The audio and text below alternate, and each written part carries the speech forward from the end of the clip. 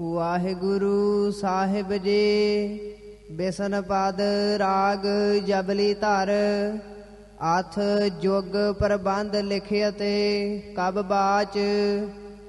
ਸਚ ਦਾ ਆਨੰਦ ਕੀ ਦੇਹ ਮਹਿ ਬਿਸਵ ਸਕਲ ਵਿਦਿਆਮਾਨ ਹੈ। ਮਨ ਮਨਸਾ ਤਬ ਫੁਰੀ ਤਿਹ ਕਾਲ ਕਲੋਲ ਉਥਾਨ ਹੈ। ਸਚ ਦਾ ਆਨੰਦ ਕੀ ਦੇਹ ਮਹਿ। ਵਾਹਿਗੁਰੂ ਜੀ ਕਾ ਖਾਲਸਾ ਵਾਹਿਗੁਰੂ ਜੀ ਕੀ ਫਤਿਹ। ਸਤਿਗੁਰੂ ਕਲਗੀਧਰ ਪਾਤਸ਼ਾਹ ਗੁਰੂ ਗੋਬਿੰਦ ਸਿੰਘ ਜੀ ਸ਼੍ਰੀ ਸਰਬਲੋ ਪ੍ਰਕਾਸ਼ ਗ੍ਰੰਥ ਤਿਸ ਦੀ ਕਥਾ ਆਪ ਗੁਰੂ ਕੀਆਂ ਸਿੱਖ ਸੰਗਤਾਂ ਨੂੰ ਸਰਵਣ ਕਰਵਾ ਰਹੇ ਨੇ। ਇਸ ਗ੍ਰੰਥ ਦਾ ਨਾਮ ਮੰਗਲਾਚਰਨ ਮਹਾਰਾਜ ਕਲਗੀਧਰ ਜੀ ਨੇ ਲਿਖਿਆ ਹੈ। ਮੰਗਲਾ ਨਾਮ ਦੁਰਗਾ ਦੇਵੀ ਦਾ ਹੈ ਤੇ ਚਰਨ ਨਾਮ ਚਰਨਾ ਕਮਲਾਂ ਦਾ ਹੈ। ਜਿਸ ਵਾਹਿਗੁਰੂ ਅਕਾਲ ਪੁਰਖ ਪਰਮੇਸ਼ਰ ਦੀ ਚਰਨਾ ਕਮਲਾਂ ਵਿੱਚ ਦੁਰਗਾ ਦੇਵੀ ਵੀ ਫਰਿਆਦਾਂ ਕਰਦੀ ਹੈ, ਉਸ ਵਾਹਿਗੁਰੂ ਅਕਾਲ ਪੁਰਖ ਪਰਮੇਸ਼ਰ ਦਾ ਨਾਮ ਮੰਗਲਾਚਰਨ ਹੈ। ਜਿਸ ਵਕਤ ਬੀਰਜਨਾਥ ਦਾ ਪ੍ਰਕੋਪ ਦੁਰਗਾ ਦੇਵੀ ਦੇ ਪਾਸੋਂ ਚੱਲਿਆ ਨਾ ਗਿਆ ਤੇ ਵਾਹਿਗੁਰੂ ਅਕਾਲ ਪੁਰਖ ਪਰਮੇਸ਼ਰ ਦੇ ਚਰਨਾਂ ਵਿੱਚ ਬੇਨਤੀ ਕੀਤੀ। ਸੱਚੇ ਪਾਤਸ਼ਾਹ ਨੇ ਸਰਬਲੋ ਅਵਤਾਰ ਧਾਰ ਕੇ ਆਦਿ ਸ਼ਕਤੀ ਦੀ ਰੱਖਿਆ ਕੀਤੀ ਤੇ ਮਹਾਰਾਜ ਕਲਗੀਧਰ ਜੀ ਨੇ ਨਾਮ ਰੱਖ ਦਿੱਤਾ ਮੰਗਲਾਚਰਨ ਪੁਰਾਣ। ਇਹ ਗ੍ਰੰਥ ਨੂੰ ਸਰਬਲੋ ਪ੍ਰਕਾਸ਼ ਗ੍ਰੰਥ ਕਰਕੇ ਪੰਥ ਦੇ ਵਿੱਚ ਪ੍ਰਚਾਰਦੇ ਰਹੇ ਪੁਰਾਣੇ ਮਹਾਂਪੁਰਖ। ਪ੍ਰਕਾਸ਼ ਦਾ ਅਰਥ ਹੁੰਦਾ ਹੈ ਪ੍ਰਗਟ। ਜਿਹੜੇ ਗ੍ਰੰਥ ਦੇ ਵਿੱਚ ਸਰਬਲੋ ਅਵਤਾਰ ਦੀ ਗਾਥਾ ਪ੍ਰਗਟ ਹੋਵੇ ਜਾਂ ਜਿਸ ਗ੍ਰੰਥ ਦੇ ਵਿੱਚੋਂ ਸਰਬਲੋ ਅਵਤਾਰ ਦੀ ਕਥਾ ਦਾ ਪ੍ਰਕਾਸ਼ ਹੋਵੇ ਉਹਨੂੰ ਸਰਬਲੋ ਪ੍ਰਕਾਸ਼ ਗ੍ਰੰਥ ਕਹਿੰਦੇ ਨੇ। ਅੱਜ ਕੱਲ੍ਹ ਇਹ ਗ੍ਰੰਥ ਦਾ ਨਾਮ ਸਰਬਲੋ ਗ੍ਰੰਥ ਗੁਰੂ ਕੇ ਪੰਥ ਖਾਲਸੇ ਦੇ ਵਿੱਚ ਪ੍ਰਚਲਿਤ ਹੈ। ਉਹਦਾ ਕਹਿਣਾ ਚਾਹੀਦਾ ਇਹ ਸ਼੍ਰੀ ਸਰਬਲੋ ਪ੍ਰਕਾਸ਼ ਗੁਰੂ ਗ੍ਰੰਥ ਸਾਹਿਬ ਜੀ। ਜਿਸ ਵਕਤ ਸਰਬਲੋ ਪ੍ਰਕਾਸ਼ ਗ੍ਰੰਥ ਸਾਹਿਬ ਜੀ ਦਾ ਪਾਠ ਬੋਧ ਹੋਇਆ ਸੀ ਉੱਥੇ ਬਹੁਤ ਗੁਣੀ ਜਨ ਇਕੱਠੇ ਹੋਏ ਸਨ। ਦਲ ਬਾਬਾ ਬਿਧੀ ਚੰਦ ਸਾਹਿਬ ਜੀ ਤੋਂ ਵਰੋਸ ਆਏ ਹੋਏ ਮਹਾਂਪੁਰਖ ਬਾਬਾ ਅਵਤਾਰ ਸਿੰਘ ਸਾਹਿਬ ਜੀ, ਦਲ ਬਾਬਾ ਦੀਪ ਸਿੰਘ ਸਾਹਿਬ ਜੀ, ਸ਼੍ਰੀ ਮਿਸਲ ਸ਼ਹੀਦਾਂ ਤਰਨਾ ਦਲ ਦੇ ਸ਼੍ਰੋਮਣੀ ਜਥੇਦਾਰ ਬਾਬਾ ਗੱਜਣ ਸਿੰਘ ਸਾਹਿਬ ਜੀ ਅਤੇ ਬੁੱਢੇ ਦਲ ਦੇ ਸਤਿਕਾਰਯੋਗ ਜਥੇਦਾਰ ਸਿੰਘ ਸਾਹਿਬ ਜੀ, ਹੋਰ ਗੁਰੂ ਕੀਆਂ ਜਥੇਬੰਦੀਆਂ ਇਕੱਠੀਆਂ ਹੋਈਆਂ ਤੇ ਗੁਰਮਤਾ ਹੋਇਆ ਕਿ ਸ਼੍ਰੀ ਸਰਬਲੋ ਪ੍ਰਕਾਸ਼ ਗੁਰੂ ਗ੍ਰੰਥ ਸਾਹਿਬ ਜੀ ਇਸ ਤਰੀਕੇ ਨਾਲ ਪੁਕਾਰਨਾ ਚਾਹੀਦਾ ਹੈ। ਸੋ ਸੱਚੇ ਪਾਤਸ਼ਾਹ ਜੀ ਇਸ ਮਹਾਨ ਗ੍ਰੰਥ ਦੀ ਕਥਾ ਆਪ ਗੁਰੂ ਕੀਆਂ ਸਿੱਖ ਸੰਗਤਾਂ ਨੂੰ ਗੁਰਮਤਿ ਵਿਦਿਆਲਾ ਕੈਰੋਂ ਵਿਖੇ ਸਰਵਣ ਕਰਵਾ ਰਹੇ ਨੇ।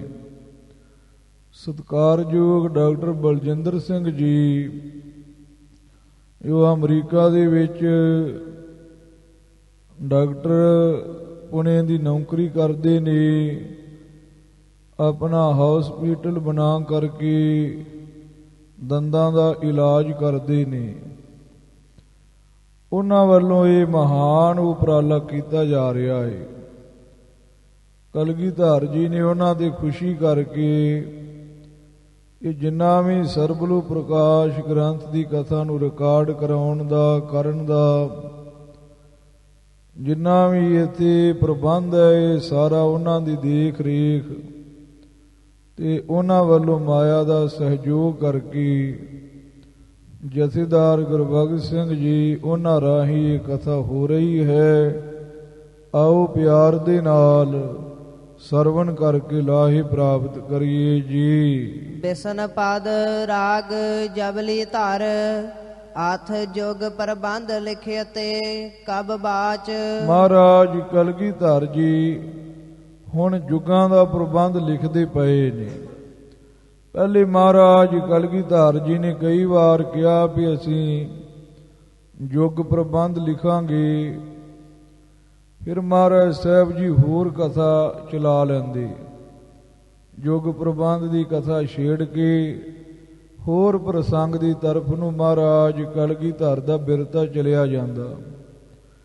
ਹੁਣ ਮਹਾਰਾਜ ਸਾਹਿਬ ਜੀ ਸਰਬਲੋ ਪ੍ਰਕਾਸ਼ ਗ੍ਰੰਥ ਦਾ ਕੇਂਦਰੀ ਭਾਵ ਦੱਸ ਕੇ ਅੱਗੇ ਪ੍ਰਸੰਗਵਾਦ ਕਥਾ ਤੋਰਦੇ ਨੇ ਕਿ ਪਰਲੈ ਹੋਈ ਹੈ, ਇੱਕ ਪਾਸੇ ਸਰਬਲੋ ਭਗਵਾਨ ਹੈ, ਇੱਕ ਪਾਸੇ ਬੀਰਜਨਾਥ ਹੈ, ਦੋਨਾਂ ਦਾ ਯੁੱਧ ਹੋ ਰਿਹਾ ਹੈ। ਪਰਲੈ ਤੋਂ ਬਾਅਦ ਫਿਰ ਸੰਸਾਰ ਦੀ ਰਚਨਾ ਕਿਵੇਂ ਹੋਈ, ਉਹ ਮਹਾਰਾਜ ਕਲਗੀਧਰ ਜੀ ਹੁਣ ਦੱਸਣਗੇ ਕਿ ਪਾਣੀ ਵਿੱਚ ਸੰਸਾਰ ਦੁਬਾਰਾ ਕਿਵੇਂ ਬਣਿਆ।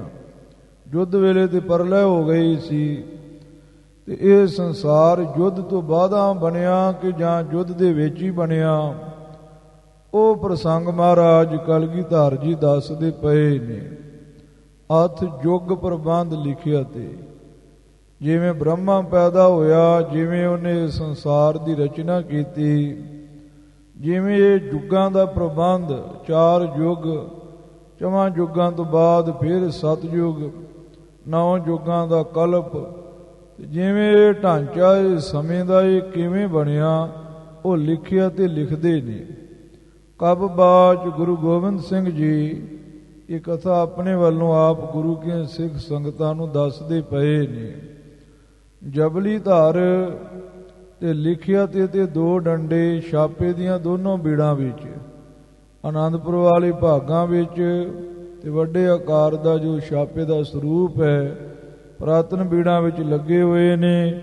ਪਿਆਰ ਦੇ ਨਾਲ ਸਰਵਣ ਕਰੋ ਜੀ। ਸਚਦਾਨੰਦ ਕੀ ਦੇਹ ਮਹਿ, ਮਹਾਰਾਜ ਕਲਗੀਧਰ ਜੀ ਕਹਿੰਦੇ ਨੇ ਸਤ ਚਿਤ ਤੇ ਆਨੰਦ ਐਸਾ ਜੋ ਵਾਹਿਗੁਰੂ ਅਕਾਲ ਪੁਰਖ ਪਰਮੇਸ਼ਰ ਦਾ ਸਰੂਪ ਹੈ, ਉਸ ਵਾਹਿਗੁਰੂ ਅਕਾਲ ਪੁਰਖ ਪਰਮੇਸ਼ਰ ਦੀ ਦੇਹ ਦੇ ਵਿੱਚ ਵਿਸਵ ਸਕਲ ਵਿਦਿਆਮਾਨ ਹੈ। ਇਹ ਸਾਰਾ ਹੀ ਸੰਸਾਰ ਵਿਦਿਆਮਾਨ ਬਣੇ ਪ੍ਰਗਟ ਹੈ, ਸਾਰਾ ਹੀ ਸੰਸਾਰ ਕਲਪਤ ਪ੍ਰਗਟ ਹੋ ਰਿਹਾ ਏ। ਮਨ ਮਨਸਾ ਤਬ ਫੁਰੀ ਤੇ ਹੈ, ਵਾਹਿਗੁਰੂ ਅਕਾਲ ਪੁਰਖ ਪਰਮੇਸ਼ਰ ਦੇ ਮਨ ਵਿੱਚ ਇੱਛਾ ਫੁਰੀ, ਮਨਸਾ ਇੱਛਾ ਨੂੰ ਕਹਿੰਦੇ ਨੇ।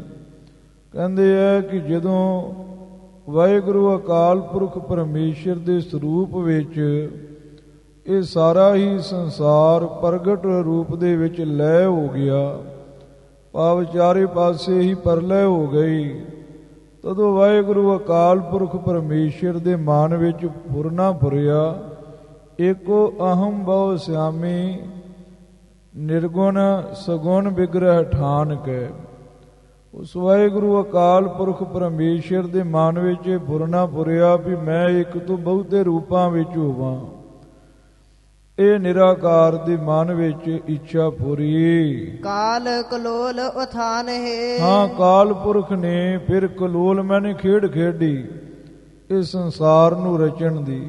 ਸਮਾਧੀ ਵਿੱਚੋਂ ਉਥਾਨ ਹੋ ਕਰਕੇ ਸਤ ਚਿਤ ਆਨੰਦ ਅਵਸਥਾ ਵਿੱਚ ਜੋ ਵਾਹਿਗੁਰੂ ਅਕਾਲ ਪੁਰਖ ਪਰਮੇਸ਼ਰ ਬੈਠਾ ਸੀ, ਉਹ ਆਪਣੀ ਇਸ ਵਿਰਤੀ ਵਿੱਚੋਂ ਉਥਾਨ ਹੋਇਆ ਹੈ। ਇਹ ਵਿਰਤੀ ਉਹਦੀ ਅਖੰਡਤਾ ਵਾਲੀ ਖੰਡਿਤ ਹੋਈ ਹੈ, ਤੇ ਉਸ ਵਾਹਿਗੁਰੂ ਅਕਾਲ ਪੁਰਖ ਪਰਮੇਸ਼ਰ ਨੇ ਫਿਰ ਸੰਸਾਰ ਦੀ ਰਚਨਾ ਕੀਤੀ ਹੈ। ਕਿਉਂਕਿ ਸੱਚ ਦਾ ਆਨੰਦ ਕੀ ਦੇਹ ਮੈਂ ਵਿਸ਼ਵ ਸਕਲ ਵਿਦਿਆਮਾਨ ਹੀ। ਵਾਹਿਗੁਰੂ ਅਕਾਲ ਪੁਰਖ ਪਰਮੇਸ਼ਰ ਦੇ ਸਰੂਪ ਤੋਂ ਹੀ ਇਹ ਸਾਰਾ ਸੰਸਾਰ ਪ੍ਰਗਟ ਹੋਇਆ ਹੈ। ਇੰਜ ਵੀ ਅਰਥ ਬਣ ਜਾਂਦਾ ਹੈ। ਦੂਜਾ ਭਾਵ ਇਹ ਵੀ ਨਿਕਲਦਾ ਹੈ ਕਿ ਸਤ ਚਿਤ ਆਨੰਦ ਦੀ ਦੇਹ ਦੇ ਵਿੱਚ ਸਾਰਾ ਹੀ ਸੰਸਾਰ ਪ੍ਰਗਟ ਰੂਪ ਵਿੱਚ ਲੈ ਹੋ ਗਿਆ ਸੀ। ਤਦੋਂ ਵਾਹਿਗੁਰੂ ਅਕਾਲ ਪੁਰਖ ਪਰਮੇਸ਼ਰ ਦੇ ਮਨ ਵਿੱਚ ਇਹ ਫੁਰਨਾ ਫੁਰਿਆ ਵੀ ਮੈਂ ਇੱਕ ਤੋਂ ਬਹੁਤੇ ਰੂਪ ਹੋਵਾਂ। ਤੇ ਵਾਹਿਗੁਰੂ ਅਕਾਲ ਪੁਰਖ ਪਰਮੇਸ਼ਰ ਨੇ ਸੰਸਾਰ ਪ੍ਰਗਟ ਕਰਨ ਦੀ ਕਲੋਲ ਖੇਡ ਨੂੰ ਖੇਡਿਆ ਏ ਤੇ ਆਪਣੀ ਸਤ ਚਿਤ ਆਨੰਦ ਦੀ ਅਵਸਥਾ ਵਿੱਚੋਂ ਉਥਾਨ ਹੋਏ ਨੇ। ਸਤਜੁਗ ਭਇਓ ਆਰੰਭ। ਮਹਾਰਾਜ ਕਲਗੀਧਰ ਜੀ ਕਹਿੰਦੇ ਵਾਹਿਗੁਰੂ ਅਕਾਲ ਪੁਰਖ ਪਰਮੇਸ਼ਰ ਦੀ ਇੱਛਾ ਦੇ ਨਾਲ ਹੀ ਇਹ ਸੰਸਾਰ ਪ੍ਰਗਟ ਹੋ ਗਿਆ ਤੇ ਸਤਜੁਗ ਦੀ ਪ੍ਰਾਰੰਭਤਾ ਹੋ ਗਈ।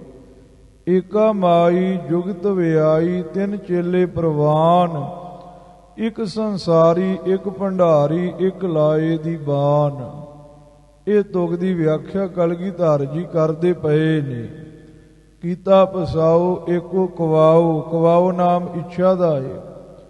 ਇੱਕ ਇੱਛਾ ਦੇ ਨਾਲ ਹੀ ਵਾਹਿਗੁਰੂ ਅਕਾਲ ਪੁਰਖ ਪਰਮੇਸ਼ਰ ਨੇ ਜਗਤ ਦਾ ਪਸਾਰਾ ਕੀਤਾ, ਮਾਇਆ ਕ੍ਰਿਤ ਪਦਾਰਥ ਬਣ ਗਏ ਤੇ ਸਤਜੁਗ ਦੀ ਪ੍ਰਾਰੰਭਤਾ ਹੋ ਗਈ। ਬਸਦਾ ਬਪ ਧਾਰਿਓ ਆਪ ਪਰ। ਆਪ ਮੈਨੇ ਪਾਣੀ ਤੇ ਪਰ ਉੱਪਰ, ਪਾਣੀ ਦੇ ਉੱਪਰ ਧਰਤੀ ਵਾਲਾ ਸਰੀਰ ਵਾਹਿਗੁਰੂ ਅਕਾਲ ਪੁਰਖ ਪਰਮੇਸ਼ਰ ਨੇ ਧਾਰ ਲੈਣਾ ਕੀਤਾ। ਪਾਣੀ ਦੇ ਉੱਪਰ ਧਰਤੀ ਸਿਰਜੀ ਗਈ। ਸਾਤ ਦੀਪ ਨਵ ਖੰਡ। ਹਾਂ, 7 ਦੀਪ ਤੇ 9 ਖੰਡ ਬਣ ਗਏ। ਧਰਤੀ ਦੇ 9 ਟੁਕੜੇ, ਫਿਰ ਧਰਤੀ ਦੇ 7 ਦੀਪ ਮੰਨੇ ਨੇ। ਕਈਆਂ ਨੇ 7 ਦੀਪ ਮੰਨੇ ਨੇ ਧਰਤੀ ਦੇ 7 ਟੁਕੜੇ, ਤੇ ਕਈਆਂ ਨੇ 9 ਖੰਡ ਮੰਨੇ ਹਨ।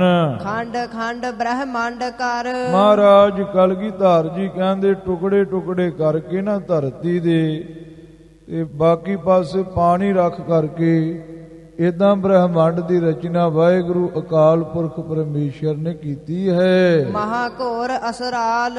ਮਹਾਰਾਜ ਕਲਗੀਧਰ ਜੀ ਕਹਿੰਦੇ ਨੇ ਫਿਰ ਬਹੁਤਾ ਹੀ ਭਿਆਨਕ ਅਸਰਾਲ ਸੱਪ ਪੈਦਾ ਕੀਤਾ ਵਾਹਿਗੁਰੂ ਅਕਾਲ ਪੁਰਖ ਪਰਮੇਸ਼ਰ ਨੇ। ਆਪ ਮਹਿ ਸੈਨ ਖਰਾਰੀ। ਆਪ ਪਾਣੀ ਦੇ ਵਿੱਚ, ਕਸ਼ੀਰ ਸਮੁੰਦਰ ਵਿੱਚ ਉਹ ਸੱਪ ਦੇ ਉੱਪਰ ਸੈਨ ਮੈਨੇ ਸੇਜਾ ਕੀਤੀ ਹੈ।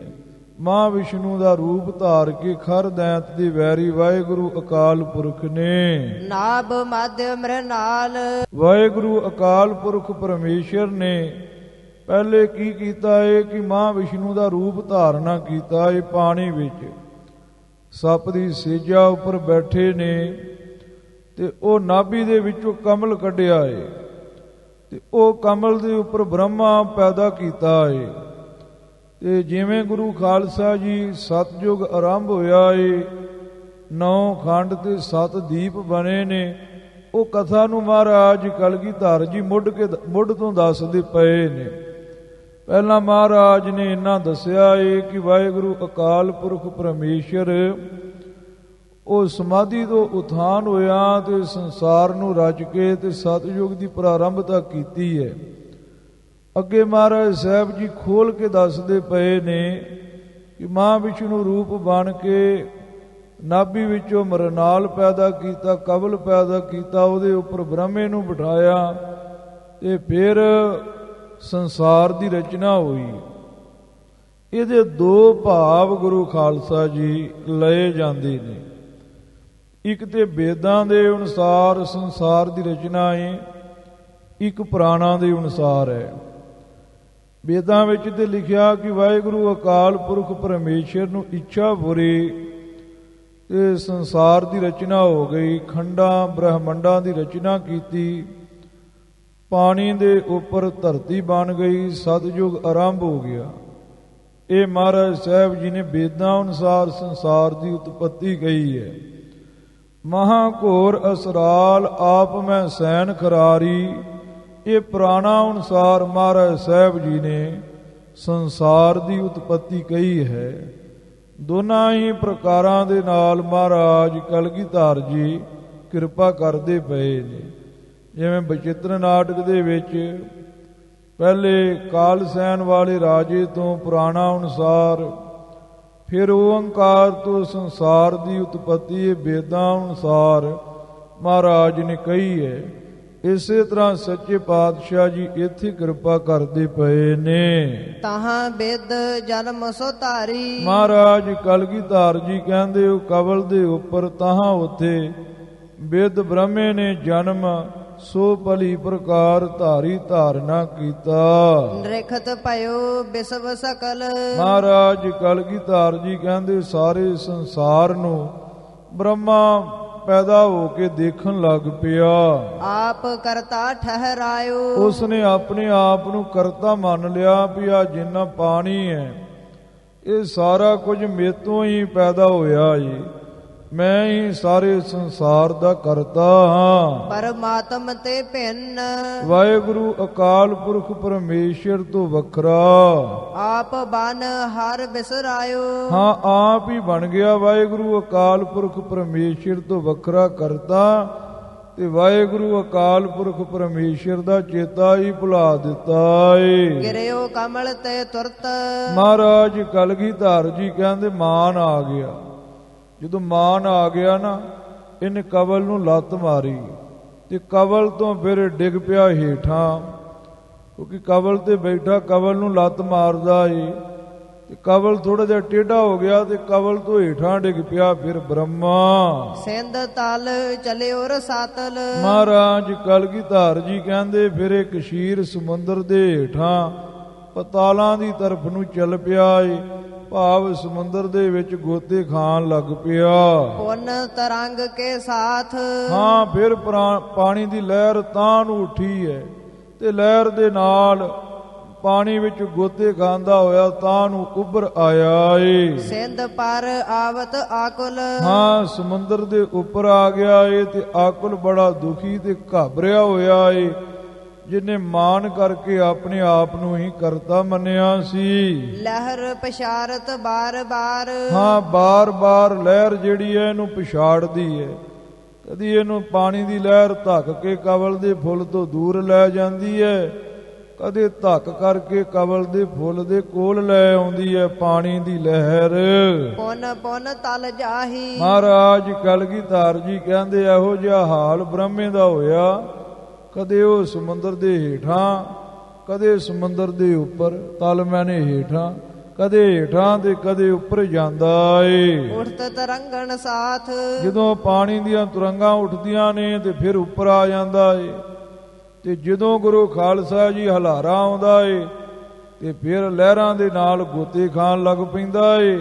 ਇਸ ਤਰੀਕੇ ਦੇ ਨਾਲ ਬ੍ਰਹਮੇ ਦੀ ਦੁਰਦਸ਼ਾ ਹੋਈ ਹੈ। ਅਦਕ ਬਿਦ ਹੀ ਡਰ ਪਾਹੀ। ਮਹਾਰਾਜ ਕਲਗੀਧਰ ਜੀ ਕਹਿੰਦੇ ਅਨੇਕਾਂ ਤਰੀਕਿਆਂ ਦੇ ਨਾਲ ਬ੍ਰਹਮੇ ਨੇ ਆਪਣੇ ਹਿਰਦੇ ਵਿੱਚ ਡਰ ਪਾਹੀ, ਡਰ ਪਾਉਣਾ ਕੀਤਾ ਏ। ਸਿੰਧ ਤਰੰਗਣ ਸਾਥ। ਸਾਹਿਬ ਜੀ ਕਹਿੰਦੇ ਸਮੁੰਦਰ ਦੀਆਂ ਲਹਿਰਾਂ ਦੇ ਨਾਲ ਕੰਜ ਪਰ ਬੈਠੋ ਜਾਈ। ਹਾਂ ਜਿਵੇਂ ਕਿਵੇਂ ਕਰਕੇ ਤੇ ਕਵਲ ਦੇ ਫੁੱਲ ਦੇ ਉੱਪਰ ਜਾ ਕੇ ਫਿਰ ਬੈਠ ਗਿਆ ਏ।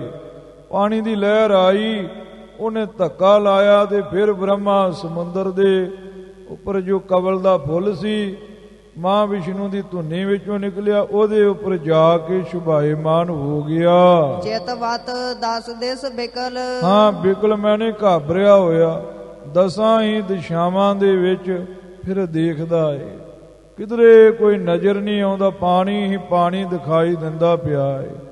10 ਹੀ ਦਿਸ਼ਾਵਾਂ ਦੇ ਵਿੱਚ ਘਾਬਰਿਆ ਹੋਇਆ ਚਿਤਵਤ ਮੈਨੇ ਦੇਖਦਾ ਏ। ਧੀਰ ਧਰ ਮਨ ਠਹਿਰਾਈ। ਹਾਂ ਫਿਰ ਇਹਨੇ ਧੀਰਜ ਧਾਰਿਆ ਤੇ ਧੀਰਜ ਨੂੰ ਧਾਰ ਕਰਕੇ ਆਪਣੇ ਮਨ ਨੂੰ ਟਿਕਾ ਵਿੱਚ ਲਿਆਉਣਾ ਕੀਤਾ, ਮਨ ਨੂੰ ਠਹਿਰਾਉਣਾ ਕੀਤਾ, ਟਿਕਾ ਵਿੱਚ ਲਿਆਉਣਾ ਕੀਤਾ।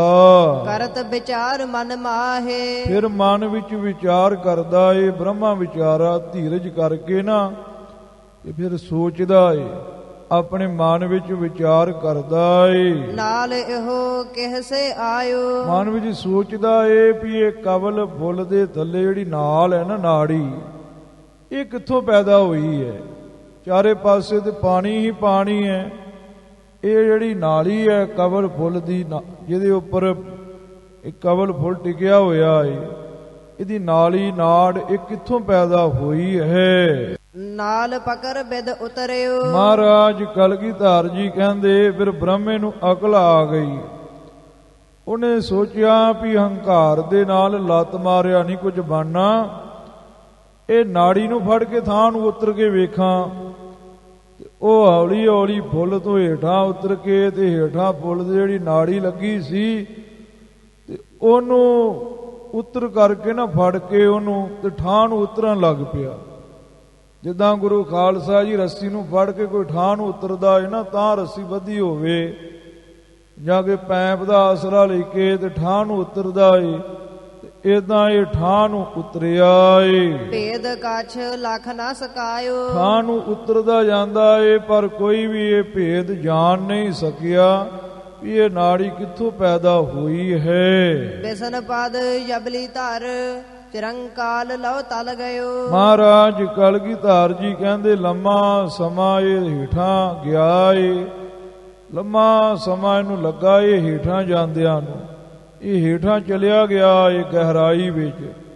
ਚਿਰੰਕਾਲ ਰਾਰੇ ਤੇ ਟਿੱਪੀ ਹੈ ਗੁਰਦੁਆਰਾ ਸ਼ਹੀਦੀ ਬਾਗ। ਵੱਡੇ ਆਕਾਰ ਦੀ ਬੀੜ, ਕੱਟੂ ਵਾਲੀ ਬੀੜ ਗਿਆਨੀ ਚੰਦਾ ਸਿੰਘ ਜੀ ਦੀ ਲਿਖੀ ਹੋਈ। ਇਹਨਾਂ ਬੀੜਾਂ ਵਿੱਚ ਇਹ ਟਿੱਪੀ ਲੱਗੀ ਹੈ, ਲਗਾ ਲੈਣੀ ਜੀ। ਲਹਿਓ ਨਾ ਪਾਰ ਕੋ। ਮਹਾਰਾਜ ਕਲਗੀਧਰ ਜੀ ਕਹਿੰਦੇ ਨੇ ਪਾਰ ਨੂੰ ਜਾਣਿਆ ਨਹੀਂ। ਉਹ ਨਾਲੀ ਦਾ ਭੇਦ ਹੀ ਇਹਦੇ ਪਾਸੋਂ ਜਾਣਿਆ ਨਹੀਂ ਗਿਆ। ਇਹਨੇ ਭਗਵਾਨ ਦਾ ਭੇਦ ਵਿਚਾਰੇ ਨੇ ਕੀ ਜਾਣਨਾ ਏ। ਉਨ ਤਰੰਗ ਕੇ ਸਾਥ। ਮਹਾਰਾਜ ਕਲਗੀਧਰ ਜੀ ਕਹਿੰਦੇ ਫਿਰ ਪਾਣੀ ਦੀ ਨਾ ਇੱਕ ਲਹਿਰ ਉੱਠੀ, ਤੇ ਪਾਣੀ ਦੀ ਲਹਿਰ ਦੇ ਨਾਲ ਹੀ ਤਾਂ ਨੂੰ ਉਛਾਲਾ ਵੱਜਾ, ਤੇ ਉਛਾਲੇ ਦੇ ਨਾਲ ਇਹ ਬ੍ਰਹਮਾ ਫਿਰ ਉੱਪਰ ਨੂੰ ਆ ਗਿਆ। ਨਾਲ ਧਰ ਬਾਰ ਥੋ। ਹਾਂ, ਜਦੋਂ ਪਾਣੀ ਦਾ ਉਛਾਲਾ ਵੱਜਾ ਨਾ, ਇਹਨੇ ਫਿਰ ਨਾਲ ਨਹੀਂ ਛੱਡੀ। ਉਹ ਨਾਲੀ ਨੂੰ ਧਰ ਮੈਨੇ ਫੜ ਕੇ ਤੇ ਬਾਹਰ ਮੈਨੇ ਬਾਹਰ ਨੂੰ ਹੋ ਗਿਆ। ਥੋ ਮੈਨੇ ਸੀ, ਇਹ ਬਾਹਰ ਨੂੰ ਹੋ ਗਿਆ ਸੀ, ਭਾਵ ਬਾਹਰ ਆ ਗਿਆ ਨਾੜੀ ਨੂੰ ਫੜ ਕਰਕੇ ਪਾਣੀ ਦੇ ਉਛਾਲੇ ਨਾਲ। ਬੈਠ ਕੰਜ ਦਲ ਆਏ। ਮਹਾਰਾਜ ਕਲਗੀਧਰ ਜੀ ਕਹਿੰਦੇ ਫਿਰ ਇਹ ਕਵਲ ਦੇ ਪੱਤਿਆਂ ਦੇ ਉੱਪਰ ਆ ਕੇ ਬੈਠ ਗਿਆ। ਬਾਹਰ ਮਨ ਸੋਧਹੀ। ਫਿਰ ਮਨ ਵਿੱਚ ਵਿਚਾਰਦਾ ਏ, ਇਹ ਪਤਾ ਨਹੀਂ ਲੱਗਾ ਵੀ ਇਹ ਨਾਲੀ ਕਿੱਥੋਂ ਪੈਦਾ ਹੋਈ ਤੇ ਕਮਲ ਦਾ ਫੁੱਲ ਕਿਵੇਂ ਪੈਦਾ ਹੋਇਆ ਪਾਣੀ ਵਿੱਚ। ਕਹਤੇ ਆਇਓ ਨਾਲ। ਹਾਂ, ਮਨ ਵਿੱਚ ਸੋਚਦਾ ਏ ਵੀ ਇਹ ਕਿੱਥੋਂ ਆਈ ਹੈ ਨਾਲੀ, ਤੇ ਕਮਲ ਦਾ ਫੁੱਲ ਕਿਵੇਂ ਪੈਦਾ ਹੋਇਆ ਏ। ਚਿਤ ਪ੍ਰਬੋਧਹੀ। ਆਪਣੇ ਚਿੱਤ ਨੂੰ ਬਾਰ-ਬਾਰ ਸੋਚਾਂ ਦਲੀਲਾਂ ਦੇ ਨਾਲ ਗਿਆਨ ਦਿੰਦਾ ਏ, ਪਰ ਵਿਸ਼ੇਸ਼ ਕਰਕੇ ਜਾਂ ਪ੍ਰਬੋਧ ਹੀ ਮੈਨੇ ਸੋਚਦਾ ਏ ਆਪਣੇ ਚਿੱਤ ਦੇ ਵਿੱਚ ਬਾਰ-ਬਾਰ। ਅਸ ਵਿਚਾਰ ਧਰ ਨਾਲ। ਫਿਰ ਐਸਾ ਵਿਚਾਰਿਆ ਵੀ ਹੇਠਾਂ ਜਾ ਕੇ ਵੇਹਣਾ ਹੈ, ਕਿਉਂਕਿ ਮਨ ਵਿੱਚ ਬਾਰ-ਬਾਰ ਆਉਂਦਾ ਏ ਵੀ ਹੇਠਾਂ ਜਾਵਾਂ ਤੇ ਵੇਖਾਂ। ਤੇ ਫਿਰ ਐਸਾ ਵਿਚਾਰ ਕੇ ਤੇ ਨਾਲੀ ਨੂੰ ਧਰ ਮੈਨੇ ਫੜ ਕਰਕੇ ਬਾਹਰ ਜਲ ਪੈਠ ਹੈ। ਮਹਾਰਾਜ ਕਲਗੀਧਰ ਜੀ ਕਹਿੰਦੇ ਫਿਰ ਇਹ ਜਲ ਵਿੱਚ ਪ੍ਰਵੇਸ਼ ਹੋ ਗਿਆ ਏ। ਚਿਰੰਕਾਲ ਲਉ ਤਸਿਓ। ਲੰਮਾ ਸਮਾਂ ਹੇਠਾਂ ਨੂੰ ਧੱਸਦਾ ਜਾਂਦਾ ਏ, ਹੇਠਾਂ ਨੂੰ ਤੁਰਿਆ ਜਾਂਦਾ ਹੈ। ਫਿਰ ਉਹ ਪੁਨ ਬੈਠ ਹੈ। ਹਾਂ, ਫਿਰ ਕਹਿੰਦੇ ਫਿਰ ਕਰਕੇ ਮੁੜ ਕਰਕੇ ਆ ਗਿਆ, ਅੰਤ ਨਹੀਂ ਪਾਇਆ ਗਿਆ, ਤੇ ਕਵਲ ਦੇ ਫੁੱਲ ਉੱਪਰ ਆ ਕੇ ਫਿਰ ਬੈਠ ਗਿਆ ਏ। ਕਰਤ ਵਿਚਾਰ ਪੁਨ ਪੁਨ ਤਹਾਂ। ਹਾਂ, ਬਾਰ-ਬਾਰ ਵਿਚਾਰਾਂ ਕਰਦਾ ਏ ਉੱਥੇ ਬੈਠ ਕਰਕੇ ਕਵਲ ਦੇ ਫੁੱਲ ਉੱਪਰ। ਆਕੁਲ ਪਰਮ ਉਦਾਸ ਹੈ। ਮਹਾਰਾਜ ਕਲਗੀਧਰ ਜੀ ਕਹਿੰਦੇ ਬੜਾ ਆਕੁਲ, ਦੁਖੀ ਤੇ ਬੜਾ ਉਦਾਸ ਜਿਹਾ ਹੋ ਗਿਆ ਵੀ ਪਤਾ ਨਹੀਂ ਲੱਗਦਾ ਵੀ ਕਵਲ ਤੇ ਮੈਂ ਬੈਠਾ ਏ ਤੇ ਇਹ ਕਵਲ ਕਿੱਥੋਂ ਪ੍ਰਗਟ ਹੋਇਆ ਏ। ਭਾਈ ਦੇਵ ਬਾਣੀ ਮਦਰ। ਫਿਰ ਇਹਨੂੰ ਮਿੱਠੇ ਬੋਲਾਂ ਦੇ ਨਾਲ ਦੇਵ ਬਾਣੀ ਹੋਈ, ਕਿਉਂਕਿ ਜਦੋਂ ਗੁਰੂ ਖਾਲਸਾ ਜੀ ਬੰਦਾ ਨਿਰਾਸ਼ ਹੋ ਜਾਵੇ, ਉਹਦੀ ਆਸਾ ਟੁੱਟ ਜਾਵੇ, ਉਹਦਾ ਹੱਥ ਟੁੱਟ ਜਾਵੇ, ਤੇ ਵਾਹਿਗੁਰੂ ਅਕਾਲ ਪੁਰਖ ਪਰਮੇਸ਼ਰ ਮਿੱਠੇ ਬਚਨ ਬੋਲ ਕਰਕੇ ਉਹਨੂੰ ਨਿਰਾਸ਼ ਤੋਂ ਆਸਵੰਤ ਕਰਦਾ ਏ, ਨਾ ਹਠੀ ਨੂੰ ਹਠੀ ਬਣਾਉਂਦਾ ਏ। ਤੇ ਜਦੋਂ ਕੋਈ ਬੰਦਾ ਹੰਕਾਰ ਦੇ ਨਾਲ ਗੱਲਾਂ ਕਰਦਾ ਏ ਤੇ ਦੇਵ ਬਾਣੀ ਕਰੜੇ ਸ਼ਬਦਾਂ ਵਿੱਚ ਹੁੰਦੀ ਹੈ। ਜਿਵੇਂ ਬੀਰਜਨਾਥ ਨੂੰ ਕਰੜੇ ਬੋਲਾਂ ਵਿੱਚ ਪਹਿਲੇ ਦੇਵ ਬਾਣੀ ਹੋਈ ਸੀ, ਆਪ ਨੇ ਉਹ ਕਥਾ ਸੁਣੀ ਹੈ। ਹੁਣ ਇੱਥੇ ਗੁਰੂ ਖਾਲਸਾ ਜੀ ਬ੍ਰਹਮੇ ਨੂੰ ਮਿੱਠੇ ਬੋਲਾਂ ਦੇ ਵਿੱਚ ਵਾਹਿਗੁਰੂ ਅਕਾਲ ਪੁਰਖ ਪਰਮੇਸ਼ਰ ਦੀ ਆਕਾਸ਼ ਬਾਣੀ, ਧੁਰ ਕੀ ਬਾਣੀ ਉਹਨੂੰ ਬ੍ਰਹਮੇ ਨੂੰ ਪ੍ਰਾਪਤ ਹੋਈ ਹੈ। ਸੁਨ ਬਿਦ ਸਰਸ ਉਲਾਸ ਹੈ। ਹਾਂ, ਆਕਾਸ਼ ਬਾਣੀ ਨੂੰ ਸੁਣ ਕਰਕੇ ਤੇ ਬ੍ਰਹਮੇ ਦੇ ਮਨ ਵਿੱਚ ਸਰਸ ਮੈਨੇ ਬਹੁਤਾ ਹੁਲਾਸ, ਖੁਸ਼ੀ ਖੇੜਾ ਹੋਇਆ ਏ। ਬੜਾ ਉਹਦਾ ਮਨ ਜਿਹੜਾ ਖੁਸ਼ੀ ਖੇੜੇ ਦੇ ਨਾਲ ਭਰ ਗਿਆ ਏ। ਦੇਵ ਬਾਣੀ ਬਾਚ ਵਿਧਾਤਾ ਪ੍ਰਤ। ਹਾਂ, ਆਕਾਸ਼ਵਾਣੀ ਨੇ ਕੀ ਕਿਹਾ ਏ ਬ੍ਰਹਮੇ ਦੇ ਤਾਈ। ਉਹ ਮਹਾਰਾਜ ਕਲਗੀਧਰ ਜੀ ਆਪਣੇ ਸ਼ਬਦਾਂ ਵਿੱਚ ਸ੍ਰੀ ਸਰਬਲੋ ਪ੍ਰਕਾਸ਼ ਗ੍ਰੰਥ ਵਿੱਚ ਆਪ ਖਾਲਸੇ ਨੂੰ ਸਮਝਾਉਂਦੇ ਪਏ ਨੇ। ਲਹਿਓ ਨ ਕਿਨਹੂ ਥਾਹ। ਹਾਂ, ਦੇਵ ਬਾਣੀ ਕਹਿਣ ਲੱਗੀ, ਬ੍ਰਹਮਾ ਤੂੰ ਸ਼ੁਦਾਈ ਹੋ ਗਿਆ ਏ। ਜਿਸ ਗੱਲ ਦਾ ਕਿਸੇ ਨੇ ਅੰਤ ਨਹੀਂ ਜਾਣਿਆ, ਕਿਸੇ ਦੇਵੀ ਦੇਵਤੇ ਰਿਸ਼ੀ ਮੁਨੀ ਨੇ, ਤੂੰ ਉਹ ਅੰਤ ਲੈਣ ਨੂੰ ਤੁਰਿਆ ਏ। ਉਸ ਨੂੰ ਸਮਝਾਉਣਾ ਕੀਤਾ ਵੀ ਤੂੰ ਉਹ ਕਵਲ ਦੇ ਉੱਪਰ ਉਹ ਨਾੜੀ ਤੇ ਬੈਠਾ ਏ ਜਿਹਦਾ ਕਿਸੇ ਨੇ ਅੰਤ ਨਹੀਂ ਜਾਣਨਾ ਕੀਤਾ। ਕਿਰਪਾ ਸਿੰਧ ਜਲ ਰਾਸ ਹੈ। ਹਾਂ, ਉਹ ਕਿਰਪਾ ਦਾ ਸਮੁੰਦਰ ਤੇ ਜਲ ਰਾਸ ਮੈਨੇ ਸਮੁੰਦਰ ਰੂਪ ਹੈ। ਉਹ ਕਿਰਪਾ ਦਾ ਸਮੁੰਦਰ ਹੈ ਵਾਹਿਗੁਰੂ ਅਕਾਲ ਪੁਰਖ ਪਰਮੇਸ਼ਰ।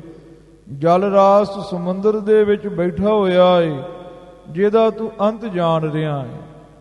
ਉਹ ਮਹਾਂ ਵਿਸ਼ਨੂੰ ਹੋ ਕਰਕੇ ਸਮੁੰਦਰ ਵਿੱਚ ਬੈਠਾ ਏ। ਜਲ ਰਾਸ ਮੈਨੇ ਸਮੁੰਦਰ ਵਿੱਚ ਕਿਰਪਾ ਦਾ ਸਮੁੰਦਰ ਵਾਹਿਗੁਰੂ ਅਕਾਲ ਪੁਰਖ ਬੈਠਾ ਏ।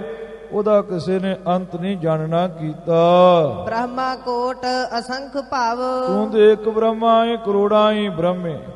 ਕੋਟ ਬ੍ਰਹਮੇ ਜਗ ਸਿਰਜਨ ਲਾਏ। ਵਾਹਿਗੁਰੂ ਨੇ ਕਰੋੜਾਂ ਹੀ ਬ੍ਰਹਮੇ ਸੰਸਾਰ ਨੂੰ ਰਚਨ ਵਾਸਤੇ ਲਾਏ ਨੇ। ਕਰੋੜਾਂ ਹੀ ਬ੍ਰਹਮੇ ਤੇ ਕਰੋੜਾਂ ਹੀ ਅਸੰਖਾਂ ਦੀ ਗਿਣਤੀ ਵਿੱਚ ਸਿਵ। ਦੇਵ ਦਿਵਾਦਿਪ ਬਿਆਸ ਹੈ। ਹਾਂ, ਕਰੋੜਾਂ ਹੀ ਦੇਵੀ ਦੇਵਤੇ ਇੰਦਰ ਆਦਿਕ, ਬਿਆਸ ਰਿਖੀ ਆਦਿਕ, ਰਿਖੀ ਰਾਜ ਬਿਆਸ ਜੀ, ਇਹਨਾਂ ਦੇ ਕੋਲੋਂ ਵੀ ਉਹ ਵਾਹਿਗੁਰੂ ਅਕਾਲ ਪੁਰਖ ਪਰਮੇਸ਼ਰ ਦਾ ਅੰਤ ਨਹੀਂ ਪਾਇਆ ਗਿਆ। ਦਾਨੂ ਲੱਖ ਬੇਸੰਖ। ਹਾਂ, ਬੇਸੰਖਾਂ ਦੀ ਗਿਣਤੀ ਵਿੱਚ, ਲੱਖਾਂ ਦੀ ਗਿਣਤੀ ਵਿੱਚ ਦੈਂਤ, ਉਹਨਾਂ ਦੇ ਕੋਲੋਂ ਵੀ ਵਾਹਿਗੁਰੂ ਅਕਾਲ ਪੁਰਖ ਪਰਮੇਸ਼ਰ ਦਾ ਨਾਮ, ਵਾਹਿਗੁਰੂ ਅਕਾਲ ਪੁਰਖ ਪਰਮੇਸ਼ਰ ਦਾ ਅੰਤ ਨਹੀਂ ਪਾਇਆ ਗਿਆ। ਲਹਿਓ ਨਹਿ ਜਾਸ ਹੈ। ਵਾਹਿਗੁਰੂ ਅਕਾਲ ਪੁਰਖ ਪਰਮੇਸ਼ਰ ਦੇ ਅੰਤ ਨੂੰ ਨਹੀਂ ਜਾਣਨਾ ਕੀਤਾ। ਜਾਸ ਮੈਨੇ ਜਿਸ ਦੇ ਅੰਤ ਨੂੰ ਨਹੀਂ ਜਾਣਨਾ ਕੀਤਾ। ਬੇਅੰਤ ਲੱਖਾਂ ਹੀ ਦੰਤਾਂ ਨੇ ਵੀ। ਸਿਵ ਸਨਕਾਦ ਰੇਖਾਦ। ਹਾਂ, ਸਿਵ ਸਨਕ ਸਨੰਦਨ ਜਿਹੜੇ ਤੇਰੇ ਪੁੱਤਰ ਨੇ, ਹੋਰ ਜਿਹੜੇ ਰਿਖੀ ਆਦਿਕ ਨੇ। ਨਾ ਪਾਵਤ ਤਾਸ ਹੈ। ਹਾਂ, ਜਿਸ ਦਾ ਤੂੰ ਅੰਤ ਲੈਣ ਵਾਸਤੇ ਚੱਲਿਆ ਹੈ, ਤਾਸ ਤਿਸ ਦੇ ਅੰਤ ਨੂੰ ਨਹੀਂ ਪਾਉਣਾ ਕੀਤਾ। ਜੇ ਮਰੇ ਨਾਲ ਕੋ ਅੰਤ। ਮਹਾਰਾਜ ਕਲਗੀਧਰ ਜੀ ਕਹਿੰਦੇ, ਆਕਾਸ਼ਵਾਣੀ ਨੇ ਬ੍ਰਹਮੇ ਨੂੰ ਸਮਝਾਇਆ, ਜਿਸ ਨਾੜੀ ਦੇ ਅੰਤ ਦੇ ਤਾਈ ਨਾ ਲਹਿਓ ਕਾਹ ਹੈ। ਹਾਂ, ਕਿਸੇ ਨੇ ਵੀ ਜਾਣਨਾ ਨਹੀਂ ਕੀਤਾ। ਕਾਹੋ ਹੈ, ਨਹੀਂ ਲੈਣਾ ਕੀਤਾ ਅੰਤ ਦੇ ਤਾਈ ਕਿਸੇ ਨੇ ਵੀ। ਤਾਂ ਕਹੋ ਕੈਸੇ ਪਾਰ। ਹਾਂ, ਬ੍ਰਹਮਾ ਤੂੰ ਤਿਸ ਦਾ ਅੰਤ ਕਿਵੇਂ ਪਾ ਸਕਦਾ ਹੈ? ਤੂੰ ਅੰਤ ਪਾਉਣ ਵਾਸਤੇ ਚੱਲਿਆ ਹੈ ਜਿਹਦਾ ਅੰਤ ਕਿਸੇ ਨੇ ਨਹੀਂ ਪਾਇਆ। ਜੇ ਸਾਰੇ ਬਾਹਾਂ ਖੜੀਆਂ ਕਰ ਗਏ ਤੇ ਤੂੰ ਕਿਵੇਂ ਅੰਤ ਪਾ ਲਵੇਂਗਾ? ਪਾਵ ਹੀ ਚਾਹ ਹੈ। ਹਾਂ, ਜਿਸ ਦਾ ਅੰਤ ਤੂੰ ਪਾਉਣਾ ਚਾਹੋ ਹੈ, ਚਾਹਣਾ ਹੈ, ਕਿਉਂਕਿ ਇਹ ਔਂਕੜਾਂ ਬੁਲਾਉਣੀਆਂ ਚਾਹੀਦੀਆਂ ਨੇ। ਪੜਾਇਆ ਤੇ ਸੰਪਰਦਾਈ ਹੈ ਤੇ ਪਤਾ ਨਹੀਂ ਇਹ ਖੜਗ ਸਿੰਘ ਜੀ ਕਿਉਂ ਮਸ਼ੀਨਰੀਆਂ ਵਾਂਗੂ ਪੜ੍ਹੀ ਜਾਂਦੇ ਨੇ। ਇਹ ਗੁਰੂ ਖਾਲਸਾ ਜੀ, ਇਹ ਭਾਸ਼ਾ ਦਾ ਬਚਨ ਹੈ। ਇੱਕ ਹਰਸਵ ਸਵਾਰ ਹੁੰਦੇ ਨੇ, ਇੱਕ ਦੀਰਘ ਸਵਾਰ ਹੁੰਦੇ ਨੇ ਤੇ ਇੱਕ ਪਲਤ ਸਵਾਰ ਹੁੰਦੇ ਨੇ। ਹਰਸ਼ਵ ਹੁੰਦੇ ਨੇ ਜਿਨ੍ਹਾਂ ਨੂੰ ਲਘੂ ਸਵਾਰ ਕਹਿੰਦੇ ਆ, ਜਿਵੇਂ ਮੁਕਤਾ, ਸਿਹਾਰੀ ਤੇ ਔਂਕੜ। ਇਹਨਾਂ ਦੀ ਆਵਾਜ਼ ਇੱਕ ਚੁਟਕੀ ਜਿੰਨੀ ਹੁੰਦੀ ਹੈ। ਤੇ ਦੀਰਘ ਸਵਾਰ ਹੁੰਦੇ ਨੇ ਜਿਨ੍ਹਾਂ ਦੀ ਆਵਾਜ਼ ਦੋ ਚੁਟਕੀਆਂ ਜਿੰਨੀ, ਜਿਵੇਂ ਕੰਨਾ, ਬਿਹਾਰੀ, ਦਲੈਂਕੜ, ਹੋੜਾ, ਕਨੌੜਾ, ਲਾਂ, ਦਲਾਂ, ਟਿੱਪੀ, ਬਿੰਦੀ, ਕੰਨਾ, ਇਹ ਸਾਰੇ ਗੁਰੂ ਖਾਲਸਾ ਜੀ ਦੀਰਘ ਸਵਾਰ ਨੇ। ਇੱਕ ਪਲਤ ਸਵਾਰ ਹੁੰਦੇ ਨੇ ਜਿਨ੍ਹਾਂ ਦੀ ਆਵਾਜ਼ ਤਿੰਨਾਂ ਚੁਟਕੀਆਂ 'ਚ ਆਉਂਦੀ ਹੈ, ਜਿਵੇਂ ਚੌਪਈ ਸਾਹਿਬ ਦੇ ਵਿੱਚ ਹੋ ਜੋ ਜਾ ਕੀ ਏਕ ਬਾਰ ਚੌਪਈ ਕੂ ਕਹਿ। ਉਹਨਾਂ ਹਾਹੇ ਨੂੰ ਜਿਹੜਾ ਹੋੜਾ ਲੱਗਾ ਏ, ਇਹਦੀ ਆਵਾਜ਼ ਦੀਰਘ ਦੇ ਨਾਲੋਂ ਵੀ ਤਿਗਣੀ ਚੁਗਣੀ ਹੋ ਜਾਂਦੀ ਹੈ। ਤਿੰਨਾਂ ਚੌਵਾਂ ਚੁਟਕੀਆਂ ਵਿੱਚ ਇਹਦਾ ਉਚਾਰਨ ਹੈ। ਜਿਵੇਂ ਓਏ ਭਾਈ ਰੇ ਦੀ ਆਵਾਜ਼ ਬੜੀ ਲੰਮੀ ਹੋ ਜਾਂਦੀ ਹੈ। ਇੱਦਾਂ ਜਿਹੜੀ ਹਾਹੇ ਨੂੰ ਔਂਕੜ ਹੁੰਦੀ ਹੈ ਨਾ, ਇਹ ਪਲਤ ਸਵਰ ਗਿਣੀ ਜਾਂਦੀ ਹੈ। ਇਹ ਗੁਰੂ ਖਾਲਸਾ ਜੀ ਇਹਦਾ ਉਚਾਰਨ ਜ਼ਰੂਰ ਕਰਨਾ ਚਾਹੀਦਾ ਹੈ, ਕਿਉਂਕਿ ਇਹਦੇ ਨਾਲ ਤੁਕ ਦੀ ਚਾਲ ਦਾ ਸਬੰਧ ਹੁੰਦਾ ਹੈ। ਅੱਜ ਕੱਲ੍ਹ ਮਸ਼ੀਨਰੀ ਕਹਿੰਦੇ ਆ ਜੀ ਇਹ ਅਰਥ ਨੂੰ ਲੱਗੀ, ਇਹ ਨਹੀਂ ਬੁਲਾਉਣੀ ਚਾਹੀਦੀ, ਪਰ ਗੁਰੂ ਖਾਲਸਾ ਜੀ ਭਾਸ਼ਾ ਦੇ ਗਿਆਨ ਤੋਂ ਥੋਥੇ ਨੇ। ਉਹਨਾਂ ਨੂੰ ਪਤਾ ਹੀ ਨਹੀਂ ਹੈ ਕਿ ਇਹ ਪਲਤ ਸਵਰ ਹੈ। ਇਹ ਹਾਹੇ ਦੀ ਜੋ ਔਂਕੜ ਹੈ, ਜਾਂ ਹੋ ਹੇ ਰੇ, ਇਹ ਜਿਹੜੀਆਂ ਆਵਾਜ਼ਾਂ ਨੇ ਇਹ ਟੇਕ ਦੀਆਂ ਆਵਾਜ਼ਾਂ ਨੇ, ਇਹ ਪਲਤ ਸਵਰ ਹੈ। ਇਸ ਲਈ ਇਹਦਾ ਉਚਾਰਨ ਜ਼ਰੂਰ ਕਰਨਾ ਚਾਹੀਦਾ ਏ। ਹਾਰ ਪਰੇ ਸਭ ਚਰ ਆਚਰ। ਹਾਂ, ਜਿੰਨੇ ਵੀ ਜੜ ਚੇਤਨ ਨੇ, ਬ੍ਰਹਮਾ ਤੂੰ ਕਮਲਾ ਹੋ ਗਿਆ ਹੈ, ਸਾਰੇ ਉਹ ਵਾਹਿਗੁਰੂ ਅਕਾਲ ਪੁਰਖ ਪਰਮੇਸ਼ਰ ਦਾ ਅੰਤ ਜਾਣਦੇ ਹੋਏ ਹਾਰ ਪਏ ਨੇ। ਕਿਸੇ ਕੋਲੋਂ ਵਾਹਿਗੁਰੂ ਅਕਾਲ ਪੁਰਖ ਪਰਮੇਸ਼ਰ ਦਾ ਅੰਤ ਜਾਣਿਆ ਨਹੀਂ ਗਿਆ। ਪਾਰ ਨਾ ਪਾਵਤ ਕੈਸਹੂ। ਹਾਂ, ਕਿਸੇ ਪ੍ਰਕਾਰ ਵੀ ਉਹ ਵਾਹਿਗੁਰੂ ਅਕਾਲ ਪੁਰਖ ਪਰਮੇਸ਼ਰ ਦਾ ਪਾਰ ਨਹੀਂ ਪਾ ਸਕੇ। ਵਾਹਿਗੁਰੂ ਅਕਾਲ ਪੁਰਖ ਪਰਮੇਸ਼ਰ ਦਾ ਅੰਤ ਨਹੀਂ ਪਾ ਸਕੇ। ਨੇਤ ਨੇਤ ਕਹਿ ਗਾਵਹੀ। ਵਾਹਿਗੁਰੂ ਅਕਾਲ ਪੁਰਖ ਪਰਮੇਸ਼ਰ ਨੂੰ ਬੇਅੰਤ ਬੇਅੰਤ ਕਹਿੰਦੇ ਨੇ, ਤੇ ਵਾਹਿਗੁਰੂ ਅਕਾਲ ਪੁਰਖ ਪਰਮੇਸ਼ਰ ਨੂੰ ਗਾਉਂਦੇ ਨੇ। ਮੋਨ ਭਏ ਨਾ ਲਹੈਸਹੂ। ਵਾਹਿਗੁਰੂ ਅਕਾਲ ਪੁਰਖ ਪਰਮੇਸ਼ਰ ਦਾ ਅੰਤ ਜਾਣਨ ਤੋਂ ਚੁੱਪ ਹੋ ਗਏ ਨੇ। ਸਾਰੇ ਕਹਿੰਦੇ ਨੇ ਸਾਨੂੰ ਨਹੀਂ ਪਤਾ, ਚੁੱਪ ਹੋ ਗਏ ਨੇ। ਕਿਸੇ ਨੇ ਵਾਹਿਗੁਰੂ ਅਕਾਲ ਪੁਰਖ ਪਰਮੇਸ਼ਰ ਦਾ ਅੰਤ ਲਿਆ ਨਹੀਂ, ਜਾਣਿਆ ਨਹੀਂ। ਬ੍ਰਹਮਾ ਤੂੰ ਉਹਦਾ ਅੰਤ ਕਿਵੇਂ ਜਾਣ ਲਵੇਂਗਾ? ਬਿਸਨ ਪਦ ਜਵਲੀ ਧਰ ਨਿਜ ਹਿਰਦੇ ਮਹਿ ਤਰ ਧਿਆਨ। ਹਾਂ, ਆਪਣੇ ਹਿਰਦੇ ਵਿੱਚ ਧਿਆਨ ਧਾਰ ਕੇ ਵੇਖ ਬ੍ਰਹਮਾ ਕਿ ਤੂੰ ਕਿੱਥੋਂ ਪ੍ਰਗਟ ਹੋਇਆ ਹੈ। ਤੂੰ ਇੱਕ ਤੋਂ ਪ੍ਰਗਟ ਹੋਇਆ ਹੈ। ਉਹ ਵਾਹਿਗੁਰੂ ਅਕਾਲ ਪੁਰਖ ਪਰਮੇਸ਼ਰ ਸਮੁੰਦਰ ਰੂਪ ਹੈ ਤੇ ਤੂੰ ਬੂੰਦ ਰੂਪ ਹੈ। ਆਪਣੇ ਹਿਰਦੇ ਵਿੱਚ ਧਿਆਨ ਧਾਰ ਕੇ ਇਹ ਵਿਚਾਰ ਨੂੰ ਕਰ ਤੇ ਦੇਖਣਾ ਕਰ ਕਿ ਮੈਂ ਕਿੱਥੋਂ ਪੈਦਾ ਹੋਇਆ ਹਾਂ। ਪੇਖ ਹੋ ਜਹਾਂ ਸੇ ਤੂੰ ਭਇਓ ਹੈ। ਹਿਰਦੇ ਵਿੱਚ ਵਿਚਾਰ ਕਰਕੇ ਵੇਖ ਜਿੱਥੋਂ ਤੂੰ ਪ੍ਰਗਟ ਹੋਇਆ ਏ। ਚਿਦਾ ਘਨ ਚਿਤ ਰੂਪ ਪ੍ਰਭ। ਹਾਂ, ਤੂੰ ਪ੍ਰਗਟ ਹੋਇਆ ਏ। ਮੈਂ ਤੈਨੂੰ ਦੱਸਦੀ ਆ ਕਿ ਜੋ ਸਤ ਚਿਤ ਆਨੰਦ, ਜੋ ਚਿਤ ਗਣ ਰੂਪ ਹੈ ਤੇ ਜੋ ਚਿਤ ਚੇਤਨ ਸਰੂਪ ਹੈ, ਉਸ ਵਾਹਿਗੁਰੂ ਅਕਾਲ ਪੁਰਖ ਪਰਮੇਸ਼ਰ ਤੂੰ ਪੈਦਾ ਹੋਇਆ ਹੈ। ਘਣ ਬੱਦਲ ਵਾਂਗ ਜੋ ਗਾੜਾ ਚਿਦਾ ਮੈਨੇ ਚੇਤਨ, ਤੇ ਚਿੱਤ ਦਾ ਅਰਥ ਗੁਰੂ ਖਾਲਸਾ ਜੀ ਚੇਤਨ ਹੀ ਆਏਗਾ। ਜੋ ਗਾੜਾ ਚੇਤਨ ਚਿੱਤ ਸਰੂਪ ਹੈ, ਚਿੱਤ ਸਰੂਪ ਹੈ, ਉਸ ਵਾਹਿਗੁਰੂ ਅਕਾਲ ਪੁਰਖ ਪਰਮੇਸ਼ਰ ਤੋਂ ਤੂੰ ਪ੍ਰਗਟ ਹੋਇਆ ਏ। ਤਉ ਹੀ ਮਹਿ ਬਸ ਰਹਿਓ ਹੈ। ਉਹ ਵਾਹਿਗੁਰੂ ਅਕਾਲ ਪੁਰਖ ਪਰਮੇਸ਼ਰ ਕਿਤੇ ਦੂਰ ਨਹੀਂ ਹੈ, ਉਹ ਤੇਰੇ ਹਿਰਦੇ ਵਿੱਚ ਹੀ ਬਸ ਰਿਹਾ ਏ। ਕਹੋ ਕਬੀਰ ਹਾਥ ਪੈ ਨੇੜੇ, ਉਹ ਤੇਰੇ ਹੱਥਾਂ ਪੈਰਾਂ ਤੋਂ ਵੀ ਨੇੜੇ ਤੇਰੇ ਕੋਲ ਵਸਦਾ ਪਿਆ ਏ। ਬਾਣੀ ਗਗਨ ਗੰਭੀਰ ਸੁਨ। ਹਾਂ, ਆਕਾਸ਼ਵਾਣੀ ਦੇ ਗੰਭੀਰ ਬੋਲ ਸੁਣ ਕਰਕੇ ਪਾਇਓ ਧੀਰ ਬਿਦ ਹੀ ਵਹੇ। ਹੀ ਮੈਨੇ ਹਿਰਦਾ ਬ੍ਰਹਮੇ ਦੇ ਹਿਰਦੇ ਦੇ ਵਿੱਚ ਧੀਰਜ ਹੋ ਗਿਆ ਏ। ਬਿਖਤ ਗਿਆਨ ਦਿਵਯ ਚਖ ਕਰ। ਮਹਾਰਾਜ ਕਲਗੀਧਰ ਜੀ ਕਹਿੰਦੇ ਗਿਆਨ ਦੇ ਦਿਵਯ ਕਈ ਚਮਤਕਾਰੀ ਨੇਤਰਾਂ ਕਰ ਮੈਨੇ ਨਾਲ ਜਾਂ ਕਰਕੇ।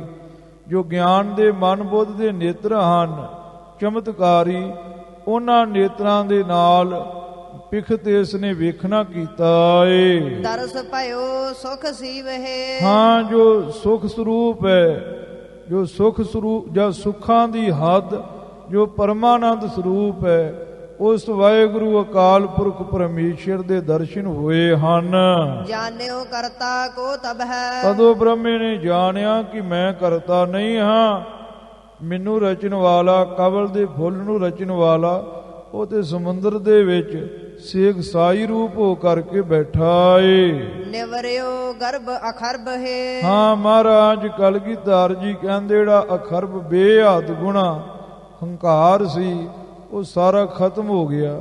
ਤੇ ਵਾਹਿਗੁਰੂ ਅਕਾਲ ਪੁਰਖ ਪਰਮੇਸ਼ਰ ਨੂੰ ਸੰਸਾਰ ਦਾ ਕਰਤਾ ਜਾਣ ਲੈਣਾ ਕੀਤਾ ਏ। ਜਗਤ ਤਰਾਸ ਬੈਰਾਟ ਹਰ। ਹਾਂ, ਜਾਣਿਆ ਏ ਕਿ ਜੋ ਸੰਸਾਰ ਨੂੰ ਵਿਕਾਰਾਂ ਵੱਲੋਂ ਤਰਾਸ ਡਰ ਦੇਣ ਵਾਲਾ, ਜੋ ਬੈਰਾਟ ਸਰੂਪ ਤੇ ਹਰੀ ਵਾਹਿਗੁਰੂ ਅਕਾਲ ਪੁਰਖ ਪਰਮੇਸ਼ਰ ਹੈ। ਬਿਸਵ ਬਿਭੂਤ ਗੁਣ ਸਰਬਹਿ। ਹਾਂ, ਸੰਸਾਰ ਰੂਪੀ ਵਿਭੂਤੀ ਵਾਲਾ ਹੈ ਤੇ ਸਾਰੇ ਗੁਣਾਂ ਦੇ ਵਿੱਚ ਜੋ ਵਾਹਿਗੁਰੂ ਅਕਾਲ ਪੁਰਖ ਪਰਮੇਸ਼ਰ ਪਰਿਪੂਰਨ ਹੈ। ਆਗਿਆ ਭਈ ਬੇਰੰਚ ਹਰ। ਉਸ ਵਾਹਿਗੁਰੂ ਅਕਾਲ ਪੁਰਖ ਪਰਮੇਸ਼ਰ ਵੱਲੋਂ ਬ੍ਰਹਮੇ ਨੂੰ ਆਗਿਆ ਹੋਈ। ਜਦੋਂ ਬ੍ਰਹਮੇ ਨੂੰ ਗਿਆਨ ਹੋ ਗਿਆ ਨਾ ਵੀ ਵਾਹਿਗੁਰੂ ਅਕਾਲ ਪੁਰਖ ਪਰਮੇਸ਼ਰ ਹੀ ਸਾਰੇ ਸੰਸਾਰ ਨੂੰ ਰਚਣ ਵਾਲਾ ਹੈ, ਜੋ ਜਗਤ ਸੰਸਾਰ ਦੇ ਲੋਕਾਂ ਨੂੰ ਵਿਸ਼ਿਆਂ ਵੱਲੋਂ ਡਰ ਦੇਣ ਵਾਲਾ ਏ ਵੀ ਜੇ ਵਿਕਾਰਾਂ ਵਿੱਚ ਫਸੋਗੇ ਤੇ ਧਰਮ ਰਾਜੇ ਦੇ ਘਰ ਤੁਹਾਨੂੰ ਤਾੜਨਾਵਾਂ ਪ੍ਰਾਪਤ ਹੋਣਗੀਆਂ। ਵਿਸ਼ਿਆਂ ਦਾ ਸੰਗ ਕਰਨ ਤੋਂ ਜੋ ਤਰਾਸ ਡਰ ਦੇਣ ਵਾਲਾ, ਜੋ ਬੈਰਾਟ ਸਰੂਪ ਤੇ ਸਾਰਿਆਂ ਨੂੰ ਹਰੇ ਭਰੇ ਕਰਨ ਵਾਲਾ ਹਰੀ ਹੈ, ਸੰਸਾਰ ਰੂਪੀ ਵਿਭੂਤੀ ਦਾ ਮਾਲਕ ਹੈ, ਸਾਰੇ ਗੁਣਾਂ ਵਿੱਚ ਸੰਪੰਨ ਹੈ। ਉਸ ਵਾਹਿਗੁਰੂ ਅਕਾਲ ਪੁਰਖ ਪਰਮੇਸ਼ਰ ਹਰੀ ਵੱਲੋਂ ਆਕਾਸ਼ਬਾਣੀ ਰਾਹੀਂ ਫਿਰ ਬ੍ਰਹਮੇ ਦੇ ਤਾਈਂ ਆਗਿਆ ਹੋਈ। ਜਾਹੋ ਜਹਾਂ ਜਿਨ ਰਾਜ ਹੈ। ਆਗਿਆ ਹੋਈ, ਹੈ ਬ੍ਰਹਮਾ ਹੁਣ ਤੂੰ ਉੱਥੇ ਜਾ ਜਿੱਥੇ ਜੰਗ ਦੇ ਮੈਦਾਨ ਨੂੰ ਜਿੱਤਣ ਵਾਲੇ ਸਰਬਲੋ ਭਗਵਾਨ ਜੀ ਨੇ। ਜਿਨ ਰਾਜ, ਸਾਰਿਆਂ ਨੂੰ ਜਿੱਤਣ ਵਾਲੇ ਜੋ ਰਾਜੇ ਨੇ, ਸਰਬਲੋ ਭਗਵਾਨ ਜੀ ਜਿੱਥੇ ਜੰਗ ਕਰਦੇ ਪਏ ਨੇ ਵੀਰ ਜਨਾਦ ਦੇ ਨਾਲ, ਤੂੰ ਉੱਥੇ ਜਾਣਾ ਕਰ। ਵੀਰ ਜਨਾਦ ਹਰ ਜੁਧ ਠਠਿਓ। ਜਿੱਥੇ ਉਹਨਾਂ ਨੇ ਵੀਰ ਜਨਾਦ ਦੇ ਨਾਲ ਯੁੱਧ ਆਰੰਭਣਾ ਕੀਤਾ ਏ, ਜਿੱਥੇ ਜੰਗ ਕਰਦੇ ਪਏ ਨੇ, ਉੱਥੇ ਜਾ ਕਰਕੇ ਸਰਬਲੋ ਭਗਵਾਨ ਦੇ ਦਰਸ਼ਨ ਕਰ। ਸਰਬਲੋ ਵਾਹਿਗੁਰੂ ਅਕਾਲ ਪੁਰਖ ਪਰਮੇਸ਼ਰ ਦਾ ਸਰਗੁਣ ਸਰੂਪ ਹੈ, ਜਿਸ ਵਾਹਿਗੁਰੂ ਅਕਾਲ ਪੁਰਖ ਪਰਮੇਸ਼ਰ ਨੇ ਤੈਨੂੰ ਪ੍ਰਗਟ ਕੀਤਾ ਹੈ। ਸੇਖ ਸਾਈਂ ਬਣ ਕੇ ਤੇ ਨਾਭੀ ਦੇ ਵਿੱਚੋਂ ਜਿਹਨੇ ਕਬਲ ਪੈਦਾ ਕਰਕੇ ਤੈਨੂੰ ਬਿਠਾਉਣਾ ਕੀਤਾ ਹੈ ਨਾ ਉੱਪਰ, ਜਾਓ ਵਾਹਿਗੁਰੂ ਅਕਾਲ ਪੁਰਖ ਪਰਮੇਸ਼ਰ ਦੇ ਸਰੂਪ ਸ਼੍ਰੀ ਸਰਬਲੋ ਜੀ ਦੇ ਕੋਲ ਤੇ ਉਹਦੇ ਜੰਗ ਤਮਾਸ਼ੇ ਨੂੰ ਤੂੰ ਵੇਖਣਾ ਕਰ। ਜੁਰਿਓ ਸਕਲ ਸਮਾਜ ਹੈ। ਹਾਂ, ਜਿੱਥੇ ਸਾਰਾ ਸਾਜੋ ਸਮਾਨ ਲੈ ਕਰਕੇ ਬੀਰਜਨਾਦ ਸ਼ਸਤਰ ਅਸਤਰ ਲੈ ਕਰਕੇ ਸਰਬਲੋ ਭਗਵਾਨ ਦੇ ਨਾਲ ਜੁੜਿਆ ਹੋਇਆ ਹੈ। ਸਮਾਜ ਦਾ ਭਾਵ ਸਾਜੋ ਸਮਾਨ ਸ਼ਸਤਰ ਅਸਤਰ ਲੈ ਕਰਕੇ ਜਿੱਥੇ ਬੀਰਜਨਾਦ ਸਰਬਲੋ ਭਗਵਾਨ ਦੇ ਨਾਲ ਜੁੜ ਕਰਕੇ ਜੰਗ ਕਰਦਾ ਪਿਆ ਏ। ਜੋਗ ਨਿਦਰਾ ਛੁਟੀ ਜਾਗਿਓ। ਮਹਾਰਾਜ ਕਲਗੀਧਰ ਜੀ ਕਹਿੰਦੇ ਜੋਗ ਦੀ ਮਸਤੀ, ਇੱਕ ਤੇ ਨੀਂਦ ਹੁੰਦੀ ਹੈ ਜਿਹੜੀ ਰਾਤ ਨੂੰ ਆਉਂਦੀ ਹੈ, ਇੱਕ ਜੋਗ ਨਿਦਰਾ ਹੁੰਦੀ ਹੈ ਜਿਹੜੀ ਜੋਗੀਆਂ ਨੂੰ ਨੀਂਦ ਆਉਂਦੀ ਹੈ। ਜੋਗੀ ਸਮਾਧੀ ਲਾ ਕਰਕੇ ਸਤ ਚਿਤ ਆਨੰਦ ਸਰੂਪ ਦਾ ਰਾਸ ਪੁੰਚਦੇ ਨੇ, ਇਹਨੂੰ ਜੋਗ ਨਿੰਦਰਾ ਕਹਿੰਦੇ ਨੇ। ਬ੍ਰਹਮੇ ਨੂੰ ਹੀ ਜੋਗ ਨਿੰਦਰਾ ਰਾਹੀਂ ਆਕਾਸ਼ਬਾਣੀ ਰਾਹੀਂ ਵਾਹਿਗੁਰੂ ਅਕਾਲ ਪੁਰਖ ਪਰਮੇਸ਼ਰ ਦੇ ਨਾਮ ਰਸ ਦਾ ਰਸ ਆ ਰਿਹਾ ਸੀ। ਵਾਹਿਗੁਰੂ ਅਕਾਲ ਪੁਰਖ ਦੀ ਬਾਣੀ ਸੁਣ ਰਿਹਾ ਸੀ ਸਮਾਧੀ ਲਾ ਕਰਕੇ। ਜਦੋਂ ਗੁਰੂ ਖਾਲਸਾ ਜੀ ਆਕਾਸ਼ਬਾਣੀ ਹੋਈ, ਇਹਦੀ ਜੋਗ ਨਿੰਦਰਾ ਛੁੱਟ ਗਈ। ਭਾਵ ਜਿਹੜੀ ਇਹਨੂੰ ਸਮਾਧੀ ਲੱਗੀ ਸੀ ਉਹ ਇਹਦੀ ਛੁੱਟ ਗਈ ਹੈ। ਭਈ ਉਥਾਨ ਸਮਾਧ ਹੈ। ਮਹਾਰਾਜ ਕਲਗੀਧਰ ਜੀ ਕਹਿੰਦੇ ਫਿਰ ਬ੍ਰਹਮੇ ਦੀ ਸਮਾਧੀ ਉਥਾਨ ਹੋ ਗਈ, ਫਿਰ ਇਹਦੀ ਸਮਾਧੀ ਜਿਹੜੀ ਛੁੱਟ ਗਈ, ਅੱਖਾਂ ਖੁੱਲ ਗਈਆਂ ਨੇ। ਨਰਖੈ ਬਾਹਰ ਨਹ ਦੁਰਗਮ ਜਲ। ਹਾਂ, ਜਦੋਂ ਇਹਦੀਆਂ ਅੱਖਾਂ ਖੁੱਲੀਆਂ ਨਾ, ਪਹਿਲਾਂ ਤਾਂ ਇਹਨੇ ਯਤਨ ਕੀਤੇ, ਬ੍ਰਹਮੇ ਨੇ ਨਾਭ ਕਵਲ ਤੇ ਬ੍ਰਹਮਾ ਉਪਜੇ ਵੇਦ ਪੜ੍ਹੈ ਮੁਖ ਕੰਠ ਸਵਾਰ, ਜਿਵੇਂ ਸੱਚੇ ਪਾਤਸ਼ਾਹ ਜੀ ਨੇ ਧੁਰ ਕੀ ਬਾਣੀ ਵਿੱਚ ਲਿਖਿਆ ਹੈ ਨਾ। ਤੋਂ ਪਹਿਲਾਂ ਤੇ ਕਵਲ ਦੇ ਫੁੱਲ ਦੇ ਉੱਪਰ ਬੈਠਾ ਤੇ ਗੁਰੂ ਖਾਲਸਾ ਜੀ ਯਤਨ ਕਰਦਾ ਏ ਵੀ ਮੈਂ ਅੰਤ ਜਾਣਾ। ਕਈ ਵਾਰ ਇਹਨੇ ਕਵਲ ਦੀ ਨਾਲ ਹੀ ਪੜ੍ਹੀ ਤੇ ਠਾਹ ਨੂੰ ਗਿਆ ਤੇ ਕਈ ਵਾਰ ਤਾਂ ਨੂੰ ਆਇਆ। ਫਿਰ ਇਹਨੂੰ ਆਕਾਸ਼ਬਾਣੀ ਹੋਈ, ਅੱਖਾਂ ਮੀਟੀਆਂ, ਸਮਾਧੀ ਲੱਗ ਗਈ। ਆਕਾਸ਼ਬਾਣੀ ਦੇ ਬੋਲ ਇਹਨੇ ਸੁਣੇ ਨੇ। ਫਿਰ ਆਖਰ ਆਕਾਸ਼ਬਾਣੀ ਰਾਹੀਂ ਵਾਹਿਗੁਰੂ ਅਕਾਲ ਪੁਰਖ ਪਰਮੇਸ਼ਰ ਨੇ ਇਹਨੂੰ ਉਪਦੇਸ਼ ਦਿੱਤਾ ਵੀ ਜਾ ਜਾ ਕਰਕੇ ਸਰਬਲੋ ਭਗਵਾਨ ਦੇ ਜੰਗ ਨੂੰ ਦੇਖ। ਜਦੋਂ ਇਹਦੀ ਯੋਗ ਨਿੰਦਰਾ ਛੁੱਟੀ ਹੈ, ਭਾਵ ਸਮਾਧੀ ਖੁੱਲੀ ਹੈ, ਇਹਨੇ ਵੇਖਿਆ ਇਹ ਵੀ ਉੱਥੇ ਜਲ ਨਹੀਂ ਹੈ। ਦੁਰਗਮ, ਦੁਰ ਮੈਨੇ ਔਖਾ ਤੇ ਗਮ ਮੈਨੇ ਪਹੁੰਚਣਾ, ਜਿੱਥੇ ਪਹੁੰਚ ਕਰਨੀ ਔਖੀ, ਚਾਰੇ ਪਾਸੇ ਜਲ ਹੀ ਜਲ, ਉਹ ਨਹੀਂ ਹੈ। ਹੁਣ ਪਰਲੋ ਵਾਲਾ ਕੋਈ ਮਾਹੌਲ ਨਹੀਂ ਹੈ, ਸਾਰੀ ਪਰਲੋ ਖਤਮ ਹੋ ਚੁੱਕੀ ਹੈ। ਨਹਿ ਨਰਖਿਆ ਬਾਰ ਉਪਾਦ ਹੈ। ਹਾਂ, ਫਿਰ ਇਹਨੇ ਵੇਖਿਆ ਨਹੀਂ ਪਾਣੀ ਦੀ ਉਪਾਧੀ ਨੂੰ, ਕਿਉਂਕਿ ਗੁਰੂ ਖਾਲਸਾ ਜੀ ਹੁਣ ਸੰਸਾਰ ਉਪਾਧੀ ਹੈ, ਸੰਸਾਰ ਦੀ ਰਚਨਾ ਹੋਈ ਪਈ ਹੈ, ਉਦੋਂ ਪਾਣੀ ਦੀ ਉਪਾਧੀ ਸੀ। ਸਾਰੇ ਸੰਸਾਰ ਨੇ ਪਾਣੀ ਦੀ ਉਪਾਧੀ ਨੂੰ ਧਾਰਿਆ ਸੀ, ਪਾਣੀ ਹੀ ਪਾਣੀ ਸੀ। ਜਿਵੇਂ ਡਾਕਟਰ ਚਿੱਟੇ ਰੰਗ ਦਾ ਕੋਟ ਪਾ ਲਵੇ ਤੇ ਉਹਨੂੰ ਡਾਕਟਰ ਦੀ ਉਪਾਧੀ ਪ੍ਰਾਪਤ ਹੋ ਜਾਂਦੀ ਹੈ। ਜੇ ਗੁਰੂ ਖਾਲਸਾ ਜੀ ਉਹੀ ਡਾਕਟਰ ਕੁੜਤੀ ਜੀ ਪਾ ਲਵੇ, ਚਾਦਰਾ ਬੰਨ੍ਹ ਕੇ ਤੇ ਰੇੜੇ ਤੇ ਬੈਠ ਕੇ ਗੰਢੇ ਵੇਚਣ ਲੱਗ ਪਵੇ, ਤੇ ਉਹਨੂੰ ਫਿਰ ਸੁਦਾਗਰ ਦੀ, ਵਪਾਰੀ ਦੀ ਤੇ ਘੁਮਿਆਰ ਇਤਿਆਦਿਕ ਦੀ ਉਪਾਧੀ ਪ੍ਰਾਪਤ ਹੋ ਜਾਂਦੀ ਹੈ। ਇਸੇ ਤਰੀਕੇ ਨਾਲ ਵਾਹਿਗੁਰੂ ਅਕਾਲ ਪੁਰਖ ਪਰਮੇਸ਼ਰ ਸੰਸਾਰ ਦੀ ਰਚਨਾ ਕਰਕੇ ਬੈਠ ਜਾਵੇ ਤੇ ਵਾਹਿਗੁਰੂ ਵਿਸ਼ਵ ਉਪਾਧੀ ਨੂੰ ਪ੍ਰਾਪਤ ਹੋ ਜਾਂਦਾ ਹੈ। ਤੇ ਜੇ ਪਰਲੈ ਕਰ ਲਵੇ ਤੇ ਫਿਰ ਬਾਰ ਪਾਣੀ ਦੀ ਉਪਾਧੀ ਨੂੰ ਪ੍ਰਾਪਤ ਹੋ ਜਾਂਦਾ ਹੈ। ਤੇ ਦੂਜਾ ਗੁਰੂ ਖਾਲਸਾ ਜੀ ਇਦਾਂ ਵੀ ਅਰਥ ਸਮਝ ਲਿਓ ਵੀ ਜਿਹੜਾ ਆਦਿ ਵਿਆਦੀ ਉਪਾਧੀ, ਇਹ ਤਿੰਨ ਤਾਪ ਨੇ। ਭਾਵ ਅਰਥ ਲੈਣਾ ਇਹ ਤਾਪ ਦਾ, ਜਿਹੜਾ ਇਹਨੂੰ ਤਾਪ ਚੜਿਆ ਸੀ ਨਾ ਵੀ ਇਹ ਨਾਲ ਦਾ ਅੰਤ ਹੀ ਨਹੀਂ ਆਉਂਦਾ, ਕਦੇ ਕਵਲ ਦੀ ਨਾਲ ਨੂੰ ਫੜ ਕੇ ਠਾਂ ਜਾਂਦਾ, ਕਦੇ ਤਾਂ ਆਉਂਦਾ, ਉਹ ਸਾਰਾ ਕੁਝ ਖਤਮ ਹੋ ਗਿਆ। ਹੁਣ ਇਹਨੇ ਕੋਈ ਪਾਣੀ ਦੇ ਵਿੱਚ ਜਿਹੜਾ ਇਹਨੂੰ ਪਿਆ ਸੀ ਨਾ ਤਾਪ, ਉਹ ਕਵਲ ਦਾ ਅੰਤ ਜਾਣਨ ਦਾ, ਉਹ ਸਾਰਾ ਹੀ ਇਸਨੇ ਵੇਖਿਆ ਨਹੀਂ ਹੈ, ਭਾਵ ਸਾਰਾ ਕੁਝ ਹੀ ਖਤਮ ਹੋ ਗਿਆ ਏ। ਨਰਖਿਆ ਨਹਿ ਪੁਨ ਕਮਲ ਦਲ। ਹਾਂ, ਨਰਖਿਆ ਨਹੀਂ, ਨਰਿਖਿਓ, ਖੱਖੇ ਨੂੰ ਸਿਹਾਰੀ ਤੇ ਊੜੇ ਦਾ ਔਂਕੜ। ਪਹਿਲਾਂ ਕਹੀਦਾ ਏ ਕਿ ਸੰਪਰਦਾਈ ਉਚਾਰਨ ਬੋਧ ਪੜ੍ਹ ਲਓ, ਉਦੋਂ ਜਾਣਦੇ ਵੀ ਖੌਰਿਆ ਇਹ ਕਹਤਾ ਜਿਹਾ ਹੀ ਹੈ, ਇਹਨੂੰ ਪੜ੍ਹਨ ਦੀ ਕੀ ਲੋੜ ਹੈ। ਤੇ ਗੁਰੂ ਖਾਲਸਾ ਜੀ ਪੜ੍ਹਦੇ ਨਹੀਂ, ਤੇ ਮਗਰੋਂ ਉਚਾਰਨ ਦੇ ਵਿੱਚ ਤਰੁੱਟੀਆਂ ਰਹਿ ਜਾਂਦੀਆਂ। ਨਿਰੀਖਿਓ, ਨਿਰੀਖਿਓ ਮੈਨੇ ਦੇਖਣਾ, ਤੇ ਦਲ ਮੈਨੇ ਪੱਤੇ, ਕਵਲ ਦੇ ਪੱਤੇ ਵੀ ਫਿਰ ਦੇਖੇ ਨਹੀਂ ਹਨ। ਨਹਿ ਨਾਲ ਨਰਖੀ ਤਹਾਂ ਤੇ ਤਹਾਂ ਹੈ। ਹਾਂ, ਫਿਰ ਉਥੇ ਕਵਲ ਫੁੱਲ ਦੇ ਹੇਠਾਂ ਜਿਹੜੀ ਨਾਲ ਲੱਗੀ ਹੋਈ ਸੀ ਉਹ ਵੀ ਦੇਖੀ ਨਹੀਂ ਬ੍ਰਹਮੇ ਨੇ। ਨਾ ਕੋਈ ਕਵਲ ਦਾ ਫੁੱਲ ਤੇ ਨਾ ਕੋਈ ਕਵਲ ਦੀ ਨਾਲੀ ਤੇ ਨਾ ਕੋਈ ਪਾਣੀ, ਕੁਝ ਵੀ ਨਹੀਂ ਦੇਖਿਆ। ਨਿਜ ਬ੍ਰਹਮ ਲੋਕ ਸੋ ਪ੍ਰਥਮ ਥੋ। ਹਾਂ, ਵੇਖਿਆ ਵੀ ਬ੍ਰਹਮ ਲੋਕ ਵਿੱਚ ਬੈਠਾ ਏ, ਚੌਰ ਹੁੰਦੇ ਪਏ ਨੇ, ਸਿੰਘਾਸਨ ਲੱਗਾ ਏ, ਹੰਸ ਦਾ ਰੂਪ ਹੈ, ਜਿਵੇਂ ਹੰਸ ਹੁੰਦਾ ਏ ਨਾ, ਇਹੋ ਜਿਹਾ ਸਿੰਘਾਸਨ ਹੈ ਬ੍ਰਹਮੇ ਦਾ। ਤੇ ਚਾਰੇ ਪਾਸੇ ਦਾਸੀਆਂ ਫਿਰਦੀਆਂ ਪਈਆਂ ਨੇ, ਜਿੱਦਾਂ ਪਰਲੇ ਤੋਂ ਪਹਿਲਾਂ ਬ੍ਰਹਮ ਲੋਕ ਵਿੱਚ ਬਹਿੰਦਾ ਸੀ ਨਾ, ਪ੍ਰਥਮ ਥੋ, ਜਿੱਦਾਂ ਪਹਿਲਾਂ ਸੀ, ਸੋ ਭਲੀ ਪ੍ਰਕਾਰ ਨਿਜ ਆਪਣੇ ਆਪ ਨੂੰ ਬ੍ਰਹਮ ਲੋਕ ਵਿੱਚ ਬ੍ਰਹਮੇ ਨੇ ਦੇਖਿਆ ਏ।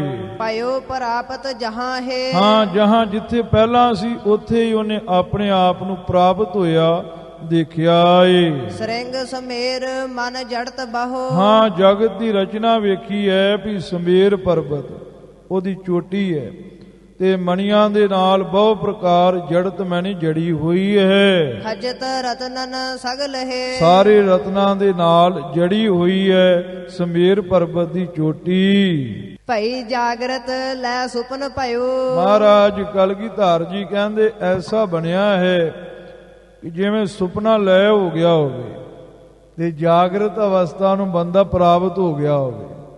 ਜਾਗਰਤ ਅਵਸਥਾ ਆ ਗਈ ਹੋਵੇ ਤੇ ਸੁਪਨਾ ਲੈ ਹੋ ਗਿਆ ਹੋਵੇ।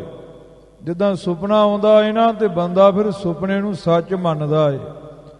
ਕਈ ਵਾਰ ਕੰਗਾਲ ਬੰਦੇ ਸੁਪਨੇ ਵਿੱਚ ਰਾਜੇ ਬਣ ਕੇ ਬੜੀ ਖੁਸ਼ੀ ਕਰ ਲੈਂਦੇ ਨੇ, ਪਰ ਜਦੋਂ ਸੁਪਨਾ ਖੀਨ ਹੁੰਦਾ ਏ, ਖਤਮ ਹੁੰਦਾ ਏ, ਫਿਰ ਉਹ ਟੁੱਟਾ ਜਿਹਾ ਮੰਜਾ ਤੇ ਉਹੋ ਹੀ ਘਸਮੈਲੇ ਜੇ ਕੱਪੜੇ ਤੇ ਉਹੋ ਹੀ ਮੈਲਾ ਕਚਾਲਾ ਜਿਹਾ ਖੱਦਰ ਦਾ ਕੰਬਲ ਉੱਤੇ, ਫਿਰ ਬੰਦਾ ਕਹਿੰਦਾ ਬੜਾ ਆਨੰਦ ਸੀ ਇਹਦੇ ਨੂੰ, ਤੇ ਸੁਪਨਾ ਹੀ ਰਹਿੰਦਾ।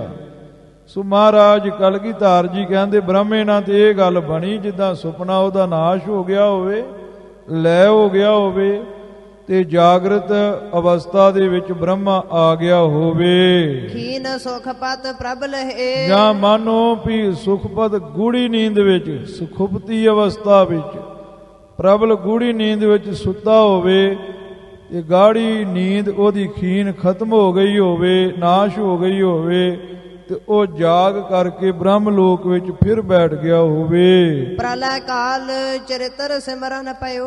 ਮਹਾਰਾਜ ਕਲਗੀਧਰ ਜੀ ਕਹਿੰਦੇ ਜਿੱਦਾਂ ਸੁਪਨੇ ਵਿੱਚੋਂ ਬੰਦਾ ਉੱਠ ਕੇ ਸੁਪਨੇ ਬਾਰੇ ਸੋਚਦਾ ਏ ਨਾ, ਆਹ ਸੁਪਨੇ ਵਿੱਚ ਵੇਖਿਆ ਏ, ਇਦਾਂ ਹੀ ਬ੍ਰਹਮਾ ਜਿਹੜਾ ਏ ਉਹ ਬ੍ਰਹਮ ਲੋਕ ਵਿੱਚ ਸਿੰਘਾਸਨ ਤੇ ਬੈਠ ਕਰਕੇ ਉਹਨੇ ਪ੍ਰਲੈ ਕਾਲ ਦਾ ਚਰਿੱਤਰ ਕੌਤਕ ਚੇਤੇ ਕੀਤਾ ਏ। ਉਹਨੂੰ ਚੇਤੇ ਹੋਇਆ ਵੀ ਪਾਣੀ ਹੀ ਪਾਣੀ, ਤੇ ਕਵਲ ਦੇ ਉੱਪਰ ਬੈਠਾ ਤੇ ਕਈ ਵਾਰ ਪਾਣੀ ਵਿੱਚ ਗੋਤੇ ਖਾਧੇ, ਉਹਨੂੰ ਸਾਰਾ ਕੁਝ ਹੀ ਜਿਹੜਾ ਕੌਤਕ ਹੋਇਆ ਉਹ ਚੇਤੇ ਆਇਆ ਹੈ। ਬਿਬਦ ਬਿਦ ਸਗਲ ਹੀ, ਨਾਨਾ ਪ੍ਰਕਾਰ ਦੇ ਨਾਲ ਬ੍ਰਹਮੇ ਨੂੰ ਚੇਤੇ ਆਇਆ ਹੈ। ਵਿਦ ਨਾਮ ਵਿਧਾਤੇ ਨੂੰ ਸਗਲ ਹੀ ਮੈਨੇ ਸਾਰਾ ਹੀ, ਬਿਵਦ ਨਾਨਾ ਪ੍ਰਕਾਰ ਦਾ ਜੋ ਪ੍ਰਲੈ ਕਾਲ ਦਾ ਖੇਲ ਤਮਾਸ਼ਾ ਹੈ ਉਹ ਨੂੰ ਚੇਤੇ ਆਇਆ ਏ। ਕਿਰਤ ਭਇਓ ਮਨ ਮਾਹੇ, ਕਿਰਤ ਨਹੀਂ ਚੱਕ੍ਰਿਤ, ਕੱਕਾ ਤੇ ਪੈਰ ਵਿੱਚ ਰਾਰਾ। ਗੁਰੂ ਖਾਲਸਾ ਜੀ ਇੱਥੇ ਆਪਾਂ ਭੁਲੇਖਾ ਖਾ ਲੈਨੇ ਆ, ਜਿਹੜਾ ਉੱਪਰ ਅੱਖਰ ਹੁੰਦਾ ਏ ਉਹ ਅੱਧਾ ਹੁੰਦਾ ਏ ਤੇ ਜਿਹੜਾ ਪੈਰ ਵਿੱਚ ਪਿਆ ਹੁੰਦਾ ਏ ਉਹ ਪੂਰਾ ਹੁੰਦਾ ਏ। ਪੁੱਛੋਗੇ ਕਿਵੇਂ? ਜਿਹੜਾ ਬੰਦਾ ਪੈਰੀਂ ਪੈ ਜਾਂਦਾ ਏ ਨਾ ਉਹ ਵੱਡਾ ਹੁੰਦਾ ਏ। ਬਾਣੀ ਵਿੱਚ ਵੀ ਕਿਹਾ ਏ ਨਿਵੇਂ ਸੂ ਗੌਰਾ ਹੋਏ, ਗੌਰਾ ਮੈਨੇ ਵੱਡਾ। ਜਿਹੜਾ ਨੇ ਜਾਂਦਾ ਏ ਉਹ ਵੱਡਾ ਹੁੰਦਾ ਏ, ਜਿਹੜਾ ਪੈਰ ਵਿੱਚ ਅੱਖਰ ਹੁੰਦਾ ਏ ਉਹ ਹਮੇਸ਼ਾ ਪੂਰਾ ਹੁੰਦਾ ਏ। ਜਿਵੇਂ ਦੇਖੋ ਕਿਰਪਾ, ਕੱਕਾ ਤੇ ਪੈਰ ਦੇ ਵਿੱਚ ਰਾਰਾ ਤੇ ਪੱਪੇ ਨੂੰ ਕੰਨਾ, ਉਚਾਰਨ ਕਰੋ ਕਿਰਪਾ। ਜਿਹੜੀ ਸਿਹਾਰੀ ਹੈ ਉਹ ਰਾਰੇ ਨੂੰ ਜਾ ਕੇ ਬੋਲਦੀ ਹੈ, ਉਹ ਕੱਕੇ ਨੂੰ ਨਹੀਂ ਬੋਲਦੀ। ਮਾਤਰਾ ਕਦੇ ਵੀ ਅੱਧੇ ਅੱਖਰ ਨੂੰ ਲੱਗ ਕੇ ਬੋਲੇਗੀ ਨਹੀਂ।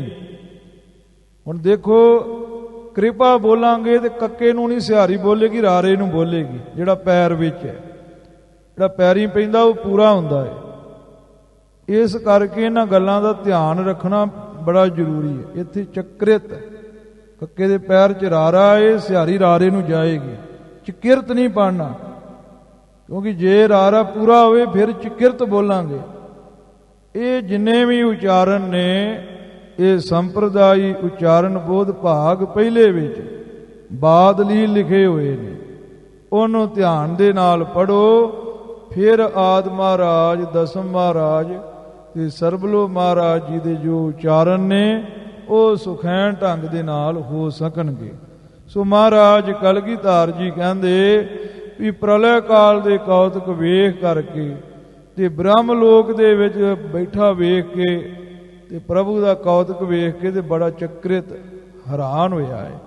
ਬ੍ਰਹਮਾ ਬੜਾ ਮਨ ਵਿੱਚ ਹੋਇਆ ਵੀ ਇਹ ਕੀ ਵਿਧਾਤੇ ਦਾ ਕੌਤਕ, ਕਦੇ ਪਾਣੀ ਤੇ ਛਿਨ ਵਿੱਚ ਹੀ ਹਰਨ ਭਰਨ ਜਾ ਕਾ ਨੇਤਰ ਫੋਰ। ਅੱਖ ਦੇ ਫਰੱਕੇ ਦੇ ਨਾਲ ਹੀ ਬ੍ਰਹਮ ਲੋਕ ਸਾਜ ਕੇ ਉੱਥੇ ਬਹਾ ਦਿੱਤਾ ਤੇ ਅੱਖ ਦੇ ਫਰੱਕੇ ਨਾਲ ਹੀ ਪਰਲੈ ਕਰ ਦਿੱਤੀ। ਬ੍ਰਹਮਾ ਬੜਾ ਹੈਰਾਨ ਹੋਇਆ, ਜਿਹਨੂੰ ਜਗਤ ਦਾ ਕਰਤਾ ਕਹਿੰਦੇ ਨੇ। ਵੇਖ ਚਰਿਤਰ ਅਦਭੁਤ ਅਸ਼ਲ ਹੀ, ਹਾਂ, ਵਾਹਿਗੁਰੂ ਅਕਾਲ ਪੁਰਖ ਪਰਮੇਸ਼ਰ ਦਾ ਅਦਭੁਤ ਕੌਤਕ ਵੇਖ ਕਰਕੇ ਜਿਹੜਾ ਵਾਹਿਗੁਰੂ ਅਕਾਲ ਪੁਰਖ ਪਰਮੇਸ਼ਰ ਛਲਿਆ ਨਹੀਂ ਜਾਂਦਾ, ਉਹਦਾ ਕੌਤਕ ਵੇਖ ਕਰਕੇ ਬੜਾ ਹੈਰਾਨ ਹੋਇਆ ਏ। ਅੱਗੇ ਹੁਣ ਜਿਵੇਂ ਸੰਸਾਰ ਦੀ ਰਚਨਾ ਹੋਈ ਉਹ ਆਵੇਗਾ ਪ੍ਰਸੰਗ। ਹੁਣ ਅੱਗੇ ਪ੍ਰਸੰਗ ਆਉਣਾ ਏ ਵੀ ਸੰਸਾਰ ਦੀ ਰਚਨਾ ਹੋ ਗਈ, ਦੇਵੀ ਦੇਵਤੇ ਰਚੇ ਗਏ, ਦੈਂਤ ਰਚੇ ਗਏ ਤੇ ਦੈਂਤ ਬੀਰਜਨਾਥ ਦੇ ਨਾਲ ਜਾ ਕੇ ਜੁੜ ਜਾਣੇ ਆ। ਜਿੱਦਾਂ ਪਹਿਲਾਂ ਜੰਗ ਹੁੰਦਾ ਸੀ ਪ੍ਰਲੈ ਤੋਂ, ਦੇਵਤਿਆਂ ਨੇ ਸਰਬਲੋ ਭਗਵਾਨ ਦੇ ਕੋਲ ਚਲੇ ਜਾਣਾ ਏ। ਫਿਰ ਦੇਵਤਿਆਂ ਨੇ ਸਰਬਲੋ ਭਗਵਾਨ ਦੀ ਆਰਤੀ ਕਰਨੀ ਹੈ ਕਿ ਤੂੰ ਮਹਾਰਾਜ ਧੰਨ ਹੈ, ਹਰਨ ਭਰਨ ਜਾ ਕਾ ਨੇਤਰ ਫੋਰ। ਕਹਿਣਾ ਵੀ ਤੂੰ ਅੱਖ ਦੇ ਫਰੱਕੇ ਨਾਲ ਹੀ ਦੁਨੀਆ ਸਾਜ ਲੈਣਾ ਤੇ ਫਰੱਕੇ ਨਾਲ ਹੀ ਖਤਮ ਕਰ ਦਿੰਨਾ ਹੈ। ਇਹ ਕੌਤਕ ਚੱਲਣਾ ਹੈ। ਫਿਰ ਗੁਰੂ ਖਾਲਸਾ ਜੀ ਉਹਨਾਂ ਨੇ ਸਰਬਲੋ ਭਗਵਾਨ ਦਾ ਅਸਤੋਤਰ ਪੜ੍ਹਨਾ ਹੈ। ਉੱਥੇ ਜਾ ਕਰਕੇ ਮੱਧ ਲੱਗਣਾ ਹੈ। 319 ਤੱਕ ਕਥਾ ਹੋ ਗਈ ਹੈ। ਤੇ 327 ਅੰਗ ਸਟੀਕ ਦਾ ਇੱਥੇ ਜਾ ਕਰਕੇ ਸਰਬਲੋ ਭਗਵਾਨ ਦੇ ਸਰਬਲੋ ਪ੍ਰਕਾਸ਼ ਗ੍ਰੰਥ ਦੀ ਮੱਧ ਦੀ ਅਰਦਾਸ ਹੋ ਜਾਣੀ ਹੈ ਤੇ ਅੱਗੇ ਮਹਾਰਾਜ ਸਾਹਿਬ ਜੀ ਨੇ ਫਿਰ ਖੁਸ਼ੀਆਂ ਕਰਕੇ ਦੂਜੀ ਕਥਾ ਵੀ ਕਰਾਉਣੀ ਹੈ। ਹੋਈ ਭੁੱਲ ਚੁੱਕ ਦੀ ਖਿਮਾ ਜੀ। ਪ੍ਰਲੈ ਕਾਲ ਚਰਿਤਰ ਸਿਮਰਨ ਭਇਓ ਬਿਬਦ ਬਿਦ ਸਗਲ ਹੈ ਚਕ੍ਰਿਤ ਭਇਓ ਮਨ ਮਾਹੇ ਪੇਖ ਚਰਿਤਰ ਅਦਭੁਤ ਅਸ਼ਲ ਹੀ। ਵਾਹਿਗੁਰੂ ਜੀ ਕਾ ਖਾਲਸਾ ਵਾਹਿਗੁਰੂ ਜੀ ਕੀ ਫਤਿਹ।